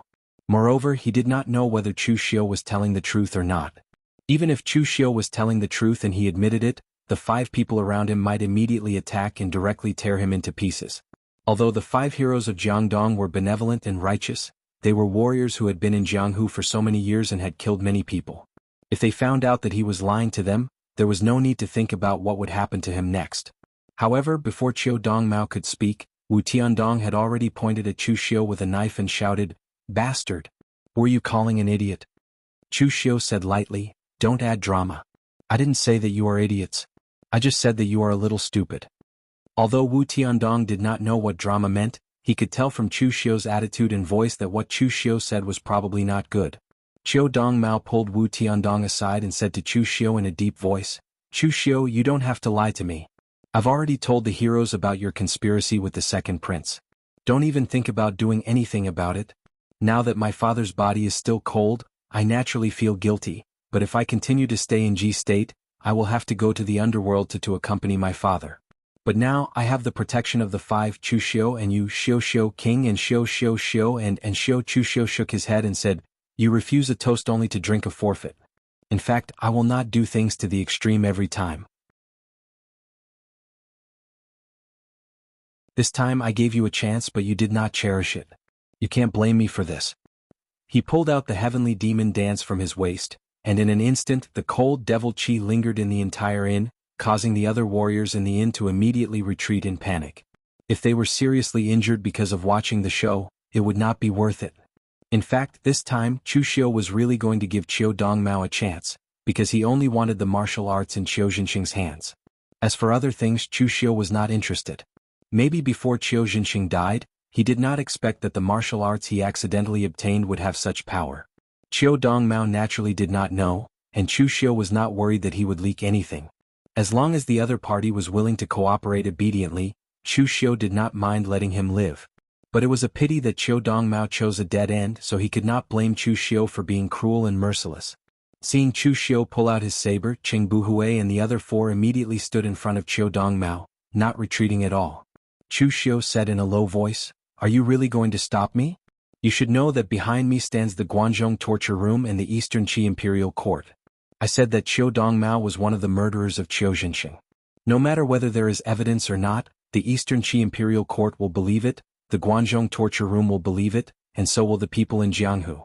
Now only you don't believe it. In the end, the reputation of the 5 freaks of River East will be ruined as well." Cheng Buhui said in a low voice, "When the 5 of us became sworn brothers, we once said that when we see injustice, we do chivalry and help the weak. What we seek is not fame but peace of mind. The title of the 5 freaks of River East is not what we want. We are all people in Jianghu who favor us. Now if they want to take it back, we have no objection as long as we have a clear conscience. The person I, Cheng Buhui, admire the most in this life is the previous hall master of the Guanzhong torture room, great hero Chu Kuanga. He used martial arts to stop war. Even if there were millions of people, he would still go forward. But you, Chu Xiu, are now using the name of the Guanzhong torture room for your own selfish desires. You are blinded by greed and indiscriminately killed the innocent. You are not a member of the Guanzhong torture room." Chu Xiu shook his head. Stubborn and stubborn. As soon as he finished speaking, Chu Xiu's body moved. Without any warning, he slashed towards the 5 of them with his saber. The surging demonic aura was mixed with boundless blood qi. The might of this attack was simply extremely demonic. Qing Buhui shouted, "Lao Er Lao San, you 2 attack." As soon as he finished speaking, second brother Dong Xiangyi and third brother Blood Avoidance Sword Lu Tong had already rushed out. Qing Buhui had seen Chu Xiu attack before. Although the 4th prince, Wu Tiandong, was not the top among those in the 3-flower realm, he was still not bad. However, he could not even block one move from Chu Xiu. Therefore this time Qing Buhui did not want Wu Tiandong and Lu Qingqing, who were both in the 3-flower realm, to attack. Instead he asked second brother and third brother, who were in the 5 Qi's origin realm, to attack. He stayed in the back to coordinate, afraid that other pursuers would come. The 5 freaks of River East were so famous in the land of Eastern Qi not only because of their chivalrous deeds, but also because they were not weak themselves. The weapon in second brother, Dong Xiangyi's hand was very strange. He usually held a fan and wore a brocade robe, looking like the son of an aristocratic family. But at this time when he attacked, blood-colored blades shot out from the folding fan. When they flew across the sky, the blood-colored gang qi extended for dozens of feet. Dong Xiangyi's accumulation of gang qi was also extremely powerful. He had almost reached the peak of the 5 qis collecting in mind. As for third brother Blood Avoidance Sword Lu Tong, his attack was a standard swordsman style. His sword technique was fast and strange. He stabbed out with a thin sword in his hand, and the sword momentum was so fast that it was impossible to see the traces. In all fairness, these 2 people were not weak. Chu Xiu had also fought against martial artists in the 5 Qi's origin realm, such as Wei Mok from the 9 Plains Wei family. However, in terms of strength, Dong Xiangyi and Lu Tong were both above Wei Mok. Chu Xiu pinched the internal binding seal and quickly retreated. As soon as Lu Tong's extremely fast sword momentum missed, the folding fan in Dong Xiangyi's hand came over with an extremely sharp blood-colored gang qi. However, this time Chu Xiu did not retreat. The heavenly demon dance in his hand drew a magnificent arc. The blood-refined divine aura contained pure demonic qi, which directly shattered Dong Xiangyi's gang qi. Dong Xiangyi slashed out with his long saber and waved the folding fan in his hand. Blood-colored Gang Qi turned into a hurricane cyclone and stopped in front of him. Although he was forced to retreat by Chu Xiu's attacks, he still managed to block Chu Xiu's attacks. However, at this time, Dong Xiangyi's expression was very ugly. One had to know that he was in the Five Qis origin realm, while Chu Xiu was in the Three Flower realm, which was one realm lower than him. In the end, he was the one being suppressed. How aggrieved was this? Right at this moment, a wave of killing intent came from behind Chu Xiu. Lu Tong's figure shot out explosively towards Chu Xiu like an arrow. His entire person and the sword in his hand seemed to have fused into one, making him extremely sharp and filled with boundless killing intent. Chu Xiu turned around and pinched a seal with his hand. The wisdom fist seal covered all directions and heaven and earth were useless. In an instant, the stellar energy around Chu Xiu's body began to stagnate. LV Tong's extremely swift sword momentum and his sharp sword intent were consumed by the inescapable net laid out by the wisdom fist seal. The originally extremely swift attack now seemed to be in slow motion. Chu Xiu turned around and slashed with his sword. The Avicii Hell's Devil Chi roared out and directly blasted Lu Tong away. Fang Buhui, who was standing behind, frowned. Back in the God Weapon Conference, he was famous in the pugilistic world and ranked in the top 10 of the Longhu list. He truly deserved his reputation. He had underestimated Chu Xiu. As a three-flower realm martial artist in the Five Qis origin realm, and 1 against 2, Chu Xiu was not at a disadvantage at all. Instead, he seemed to be at ease. This kind of strength could be said to be terrifying. Cheng Buhui said to Wu Tiandong and Lu Qingqing in a deep voice, "You two protect young Master Qiu. I'll do it." As soon as he finished speaking, Cheng Buhui directly took out the heavy sword on his back. The sword fell to the ground and everyone could feel the ground tremble. The lone cultivators present were secretly speechless. What was this heavy sword made of? It didn't look too exaggerated, so why was it so heavy? Cheng Buhui held the sword with both hands and directly slashed at Chu Xiu.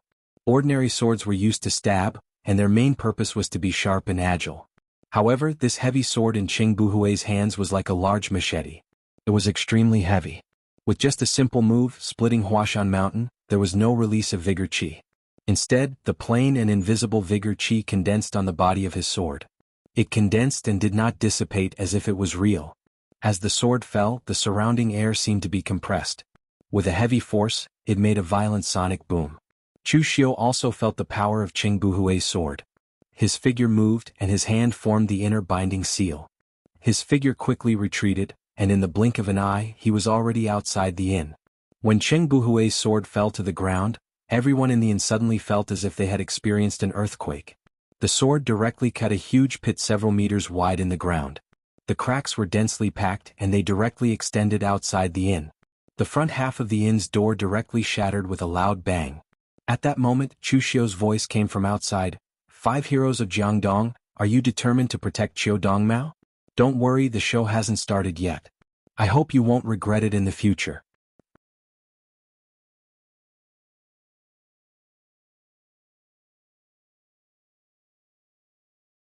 Chapter 296. Cheng Buhui stood in the lobby of the inn, leaning on his heavy sword. His eyes were filled with seriousness. Chu Xiu's words were filled with a dense coldness that actually made him feel a chill even though it wasn't cold. However, the only good thing about the fight just now was that they were sure that Chu Xiu was the only one who came after them. In that situation, Chu Xiu could easily deal with the two of them. If he had brought the other martial artists from the Guanzhong torture room or the people from Eastern Qi, the 5 of them would not have been able to stop him. Looking at the destroyed inn, Cheng Buhui put his hand into his pocket, but his face was filled with embarrassment. Qiu Dongmao was very perceptive. Seeing this, he immediately took out a banknote and stuffed it into the innkeeper's hand. He cupped his hands and said, "I'm really sorry for damaging your inn. Take this as a reward." The innkeeper looked at the amount on the banknote and nodded with a smile. "It's enough. Thank you, young master." The banknote that Qiu Dongmao took out was enough to buy his inn, let alone compensate for his loss. The rest of the Jiangdong's 5 heroes had a better impression of Qiu Dongmao when they saw this. In fact, the Jiangdong's 5 heroes were living a rather shabby life. After all, they were all rogue cultivators, and they were motivated to be chivalrous and help the needy. Basically, they did not have much income. Most of their income came from killing some villains or robbers, or exterminating some bandits and the like, and robbing some things from them. However, they had to keep the cultivation resources that they had robbed for themselves. After all, they were also martial artists, and they needed a lot of resources to increase their cultivation speed. However, some of the gold, silver, and other treasures were exchanged for money and given to the poor. It could be considered as robbing the rich to help the poor, so they lived a very simple life. Cheng Buhui coughed and said, Chu Xiu is alone now, but I can't guarantee that there's someone behind him. To avoid any trouble, let's leave now. The others nodded and immediately turned around to leave. The other rogue cultivators in the inn looked at each other. Chu Xiu, who was ranked 6th on the Longhu leaderboard, was going against the 5 heroes of River East. This was a big deal. If they sold this news to the wind-sweeping tower, they might be able to make a small profit. Of course, no one cared about Qiu Dongmao, who was the main target. In front of Chu Xiu and the 5 heroes of Jiangdong, Qiu Dongmao was just a supporting character. After fleeing through the night, another day passed. Cheng Buhui and the others were able to hold on, but after midnight, Qiu Dongmao was already exhausted. Even though the others were carrying Qiu Dongmao on their backs, he was unable to hold on. Therefore, after nightfall, Cheng Buhui did not sense any trace of Chu Xiu. He heaved a sigh of relief and said, Let's take a break and eat something. Hearing Cheng Buhui's words, the others also found a big tree and rested behind it.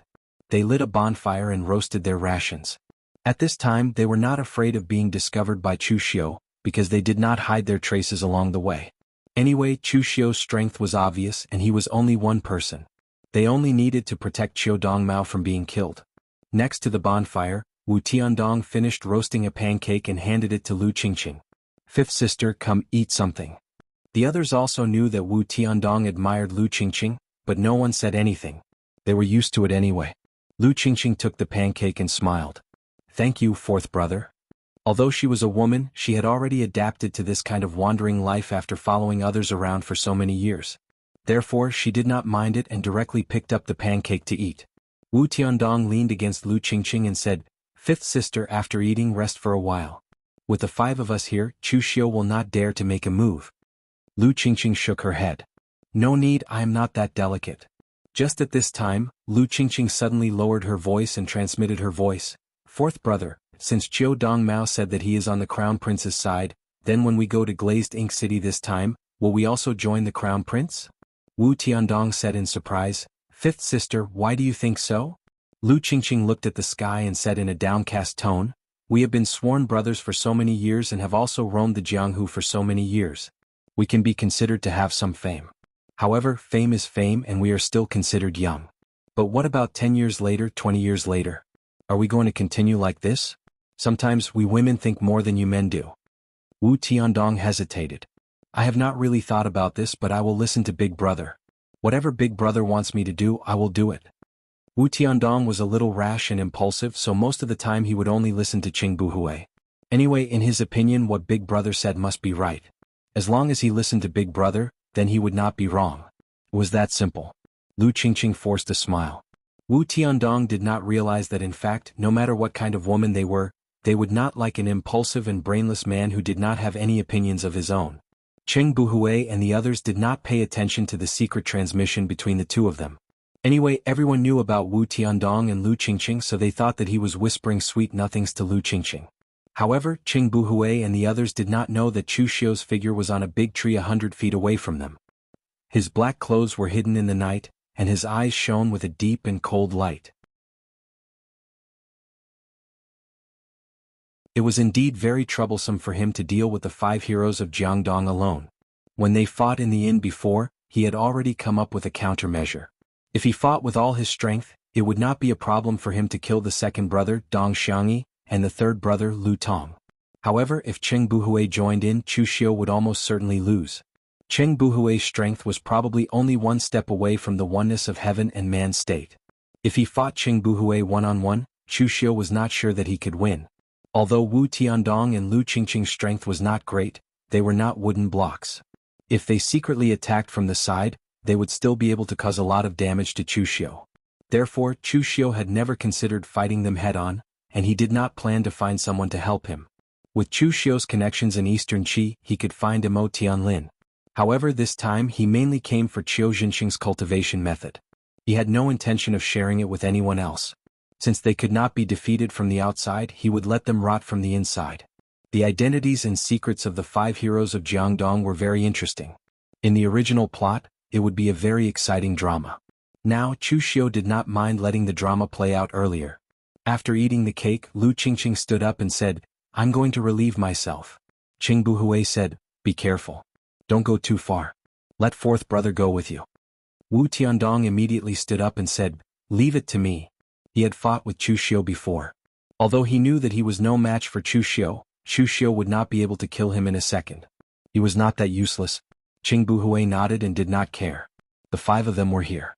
As long as Lu Qingqing did not go too far, they would be able to help in time if Chu Xiu attacked. No matter how strong Chu Xiu was, he was not strong enough to kill them in a second. Lu Qingqing also knew the severity of the situation. She did not know where Chu Xiu was now, so she naturally would not go too far. They were all from Jianghu, not a noble family, so there was no need to be so particular. Therefore, Lu Qingqing only walked about 60 meters away. However, when she saw that Wu Tiandong was still following her, Lu Qingqing could not help but say, "Why are you still following me? Do you want to take a look?" Wu Tiandong's face turned red. He scratched his head and said, "I'll go somewhere further and help you guard it." As he spoke, Wu Tiandong moved another 30 meters away and stood under a tree with his back facing Lu Qingqing. However, at this moment, a low, mocking voice suddenly sounded. "TSK, it seems that you really think of Lu Qingqing as a goddess? You can't even bear to blaspheme her. However, you should know that there are many people who have visited her place and they are all your acquaintances." Chu Xiu.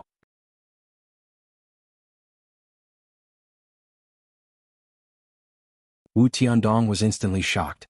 His hand subconsciously grasped his autumn moon blade and he wanted to shout.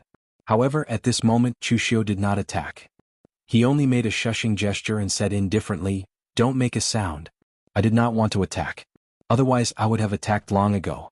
Don't you want to hear some secrets about your 5th sister?" Wu Tiandong's hand gradually loosened, and he swallowed the words that he was about to shout. At this moment, Chu Xiu restrained his aura and even crossed his arms in front of his chest. He indeed had no intention of attacking. Otherwise, with Chu Xiu's strength, he would be at a disadvantage even if he was not seriously injured by a sneak attack. Thinking of what Chu Xiu had said just now, Wu Tiandong frowned and said in a low voice, "What did you mean just now?" Chu Xiu smiled. "What did I mean? You really are very simple. Don't tell me that after so many years in the martial world, you are still a virgin. Are you really going to preserve your yang energy and cultivate the virgin technique?" Wu Tiandong's face showed a trace of embarrassment and anger. He said angrily, "Chu Xiu, what do you mean?" Chu Xiu spread out his hands. "Don't mind me, I was just joking just now. But what if I said that the 5th sister you have always admired, the goddess in your heart, the existence that even you can't bear to blaspheme, has an affair with all 3 of your sworn brothers? What would you do?" Wu Tiandong's eyes widened when he heard this. He directly grasped his autumn moon blade and shouted angrily in a low voice, "Nonsense!" Chu Xiu said indifferently, "Don't get agitated. Listen to me carefully. If you attract others, you won't be able to hear the rest of the exciting content."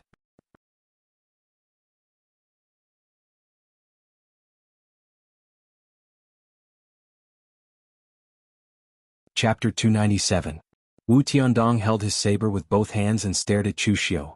He didn't believe what Chu Xiu had said at all. The 5 siblings had become sworn siblings, and everyone had taken good care of Lu Qingqing. That was true, but it was the kind of care an older brother would give to his younger sister.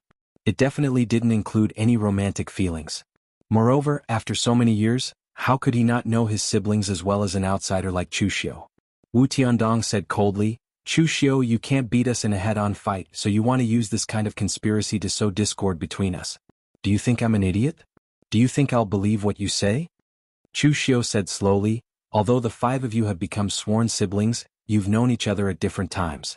10 years ago there was no such thing as the Jiangdong 5 heroes.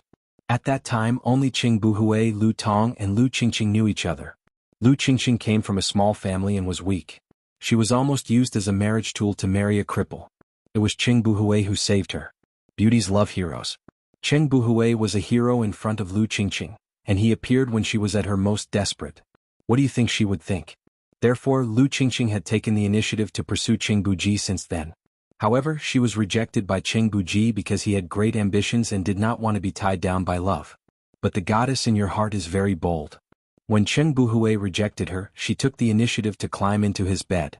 Cheng Buhui is also a normal man. What do you think he would do? Chu Xiu looked at Wu Tiandong with a strange smile, but Wu Tiandong gritted his teeth and said, "You're talking nonsense." Chu Xiu said lightly, "You can ask Lu Tong if I'm talking nonsense. He's one of the people who knows about this." However, Cheng Buhui really had a heart of stone. She had already given her body to him, but he did not relent. Instead, he acknowledged Lu Qingqing as his sister. This was not a bad idea. Right, speaking of LV Tong, this person was very innocent. He really did not have any feelings for Lu Qingqing, but 7 years ago, Cheng Buhui and the other two had joined forces to capture the rapist, thousand-faced jade fox, Song Sangchong.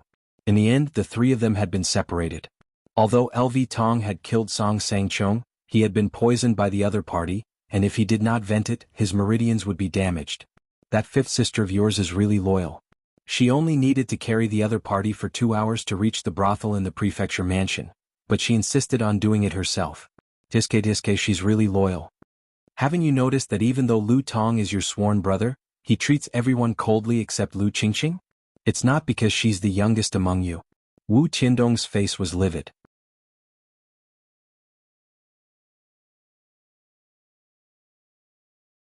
He did not know what happened 7 years ago because he did not know Cheng Buhui and the others at that time. In the past, Wu Tiandong did not find anything wrong, but now listening to Chu Xiu's words and the details of their previous interactions, he could not help but have some doubts.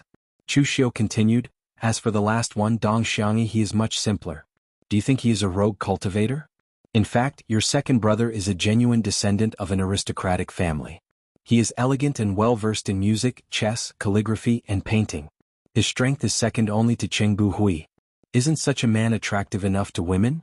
It's a pity that your second brother has been through thousands of flowers, but not a single leaf has landed on him.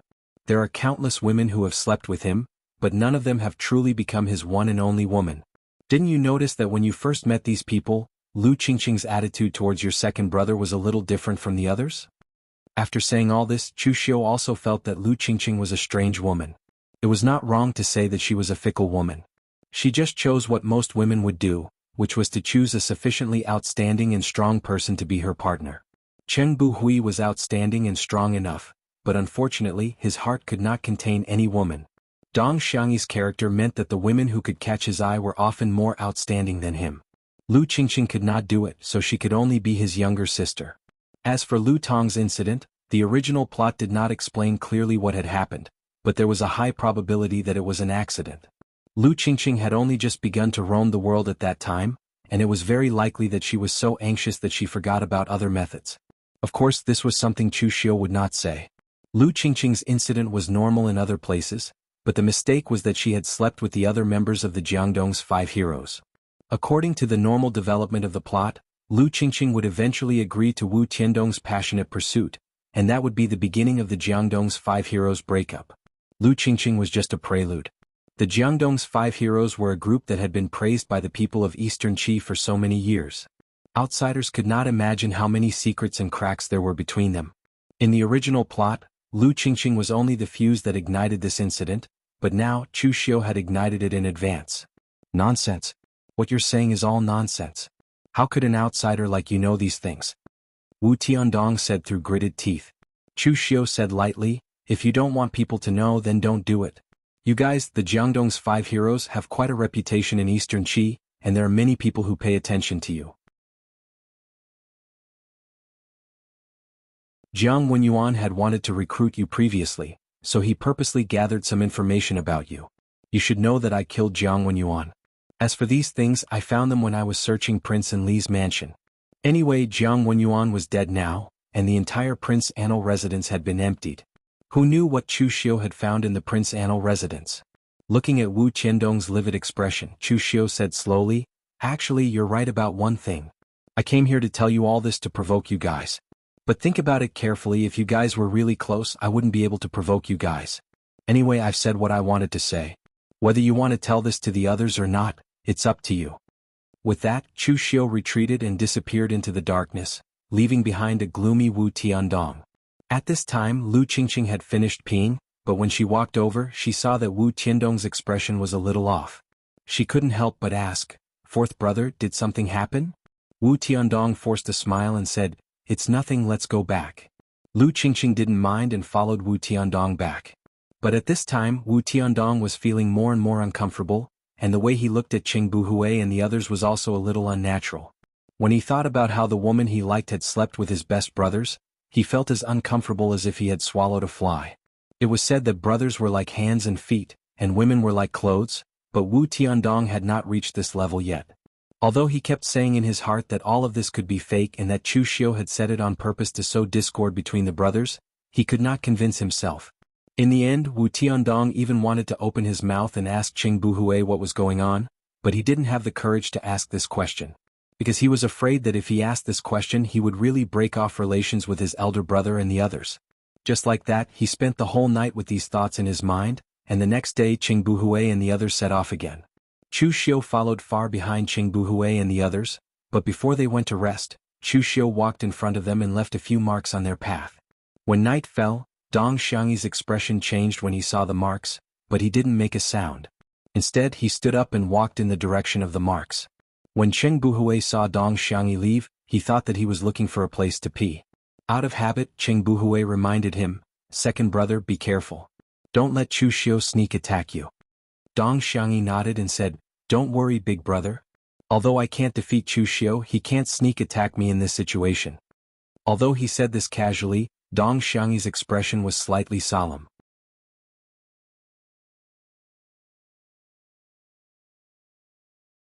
Looking at the hidden marks on the tree, Dong Xiangyi walked in one direction for hundreds of feet before the marks disappeared.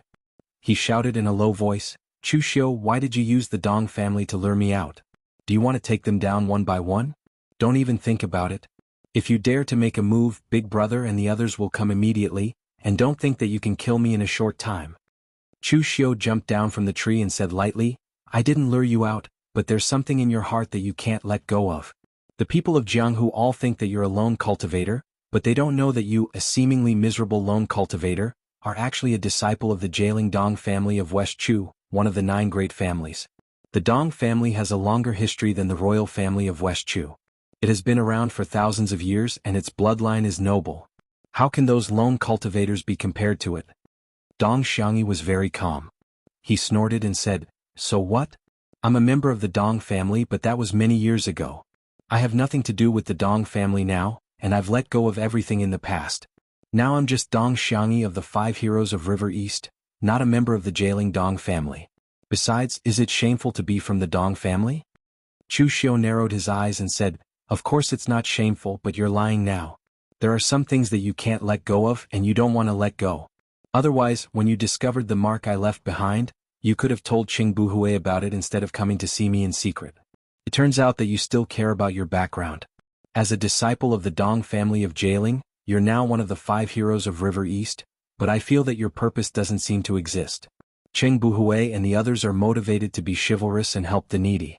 As a young master from the Dong family of Jialing, how can you have such a hobby? I'm afraid that's not all you want, right?"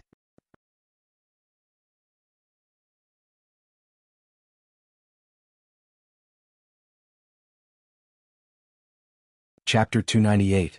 Chu Xiu's words made Dong Xiangyi's face darken. He said coldly, "What do you mean?" Chu Xiu said indifferently, "What I mean is very clear. Dong Xiangyi, your purpose is not pure. Among the 5 heroes of River East, the others may be worthy of the word hero, but you don't deserve it. Qing Buhui's chivalry was to fulfill his life's wish, but you, on the other hand, are very utilitarian. You, Dong Xiangyi, were born in the Jialing Dong family, and you were even a direct descendant. But because you fought with the young talents of the previous generation of the Dong family for the position of the heir, you were framed and punished by the family. You were so angry that you directly left the Dong family and wanted to make a name for yourself in the outside world. Then, you returned to the Dong family above board and told the people of the Dong family that they had made the wrong choice. At this time, you met Qing Buhui and became sworn brothers with them. You made such a great reputation for chivalry in the Jianghu. Don't you want to use this reputation to do something? Qing Buhui and the others were all born in the wilderness, so they understand the sadness of the people at the bottom of the Jianghu. But you are a son of an aristocratic family. Why do you have so many emotions?" Chu Xiu's words made Dong Xiangyi feel cold all over. He felt as if he had been seen through. In fact, his identity was not a big secret, and he didn't want to hide it. However, Chu Xiu had openly said what he had been thinking about all this time. This made Dong Xiangyi feel horrified. He had never told anyone about these things, so how did Chu Xiu know? Dong Xiangyi took a deep breath and said, "Then what do you mean now? Do you want to tell my big brother all these things and sow discord between us? But I'm afraid you've got the wrong idea. We have been friends for many years. Even if you say this to others, it will be useless. I want to see if they will believe you an enemy with ulterior motives or me." Chu Xiu shook his head. "No, you're wrong. I'm not trying to provoke Qing Buji and the rest but you.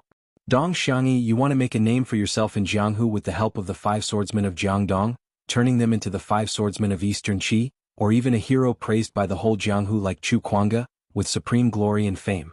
At that time, you would be able to openly return to the Dong clan, and you might even be invited back to the Dong clan in person. Unfortunately, you didn't realize that your calculations were wrong. The 5 heroes of Jiangdong are a group.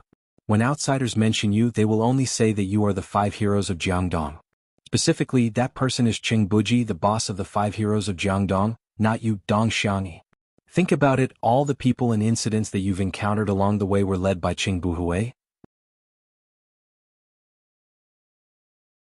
He's the founder of the River East's 5 heroes and the most famous one among them. In the end, the world only knows him as Qing Buhui, and no matter how strong you are, you're just one of the 5 heroes of Jiangdong. You're just a foil, no different from the other 3. Chu Xiu's words were like a sharp knife. Every sentence stabbed into his heart, forcing him to face up to these things. However, he sadly found that everything Chu Xiu said was true. People in Jianghu only knew the 5 heroes of Jiangdong, and they only knew Qing Buhui. If he reported his name outside and Qing Buhui said that he was Qing Buhui, the other party would suddenly understand and say, "Oh, it's Master Qing, one of the 5 heroes of Jiangdong." However, if Dong Xiangyi reported his name outside, the other party would be confused. If he mentioned the 5 heroes of Jiangdong again, the other party would suddenly realize that he was one of the 5 heroes of Jiangdong. Yes, he was just one of them. The 5 heroes of Jiangdong belonged to Qing Buhui, and Qing Buhui represented the 5 heroes of Jiangdong. As for Dong Xiangyi, he could only be one of them because only one representative was needed. There was no need for a second one. Chu Xiu said slowly, "Dong Xiangyi, I heard that when you became sworn brothers you learned the righteous manner? Have you ever thought that the 5 people of the righteous manner were indeed famous in Jianghu when they became sworn brothers? It's also a story that has been passed down for decades. But think about it carefully. What were the names of the other 4 people in the righteous manner? You can't figure it out, right? I believe that you're not the only one who doesn't know. 99% of the people in Jianghu don't know. They only remember one person, and that is the master of the righteous manner, the universe-flipping hand, Nieren Long. No matter how many people gather, only those who walk to the end can become famous in Jianghu. The so-called reputation can only be effective on one person. As long as Qing Buhui is here, you'll never be able to stand out in this life." After saying that, Chu Xiu turned around and left, leaving Dong Xiangyi standing there with a gloomy expression. He was extremely conflicted. He knew that everything Chu Xiu said was to sow discord. He wanted to make the 5 of them hate each other and make them fight among themselves. Since he couldn't defeat them head-on, he had to play these tricks secretly. But the problem was that a fly never bites a seamless egg. Since there was a loophole in his plan, he couldn't blame Chu Xiu for targeting him. Dong Xiangyi knew all this. He wanted to be more open-minded, but Chu Xiu's last sentence lingered in his ears from time to time. As long as Qing Buhui is here, you'll never be able to stand out in this life. He returned to the campsite in a daze. Qing Buhui saw that his face was a little pale. He couldn't help but ask, "Second brother, what's wrong with you?" Dong Xiangyi shook his head with a bitter smile and said, "I'm fine. I just feel a little uncomfortable because I haven't taken a bath for such a long time." Qing Buhui shook his head helplessly and said, "As a son of an aristocratic family, you should change your ordinary habits. We don't have to be so pretentious in Jianghu." Qing Buhui didn't know Dong Xiangyi's real identity, but he also guessed that Dong Xiangyi was from an aristocratic family. This could be seen from Dong Xiangyi's behavior. However, Qing Buhui didn't care. Since they had become sworn brothers, they were all brothers. It didn't matter where they came from. Anyway, as long as everyone had chivalry in their hearts, it was fine. However, Qing Buhui didn't notice that 2 people didn't sleep well that night. One was Wu Tiandong and the other was Dong Xiangyi. The next morning, LV Tong got up early to fetch water from the stream. Qing Buhui and the others didn't worry. LV Tong's sword was the fastest among the 5 of them, and his movement technique was also the fastest. Therefore, even if he couldn't defeat Chu Xiu, he wasn't afraid of Chu Xiu's sneak attack. Carrying the water bag to the stream, LV Tong fetched water expressionlessly. However, at this moment the water bag in his hand suddenly paused. His aura, which was originally restrained, was instantly filled with murderous intent. This was because he saw a person in the reflection of the water. A person wearing black clothes, a black iron bamboo hat, and a simple black iron mask was standing on a tree and looking at him. LV Tong was very familiar with this outfit because he used to wear it for more than 10 years. In his countless nightmares, there was a person wearing a black iron bamboo hat and a black iron mask, looking at him with hollow eyes and wanting to take him back to the place he didn't want to go back to in this life. Don't get too excited. Speaking of which, you and I are in the same boat. We're both killers who betrayed the Blue Dragon Society. Don't show your weapons when we meet. Let's catch up, okay? Chu Xiu put away his bamboo hat and mask and looked at LV Tong with a warm smile. Each of the 5 heroes of the River East had a different identity. LV Tong's origin was actually the most interesting because he was also a killer of the Blue Dragon Society. Furthermore, he wasn't like the Ghostly Hand King and the others, who had followed the normal procedure and paid the price before leaving the Azure Dragon Society. Like Chu Xiu, he had betrayed the Azure Dragon Society. However, he wasn't strong when he betrayed the society, so he wasn't hunted down on a large scale. Only one branch was hunting him down.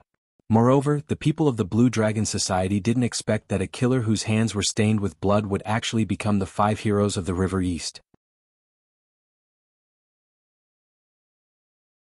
Therefore, after so many years, the people of the Blue Dragon Society didn't discover LV Tong.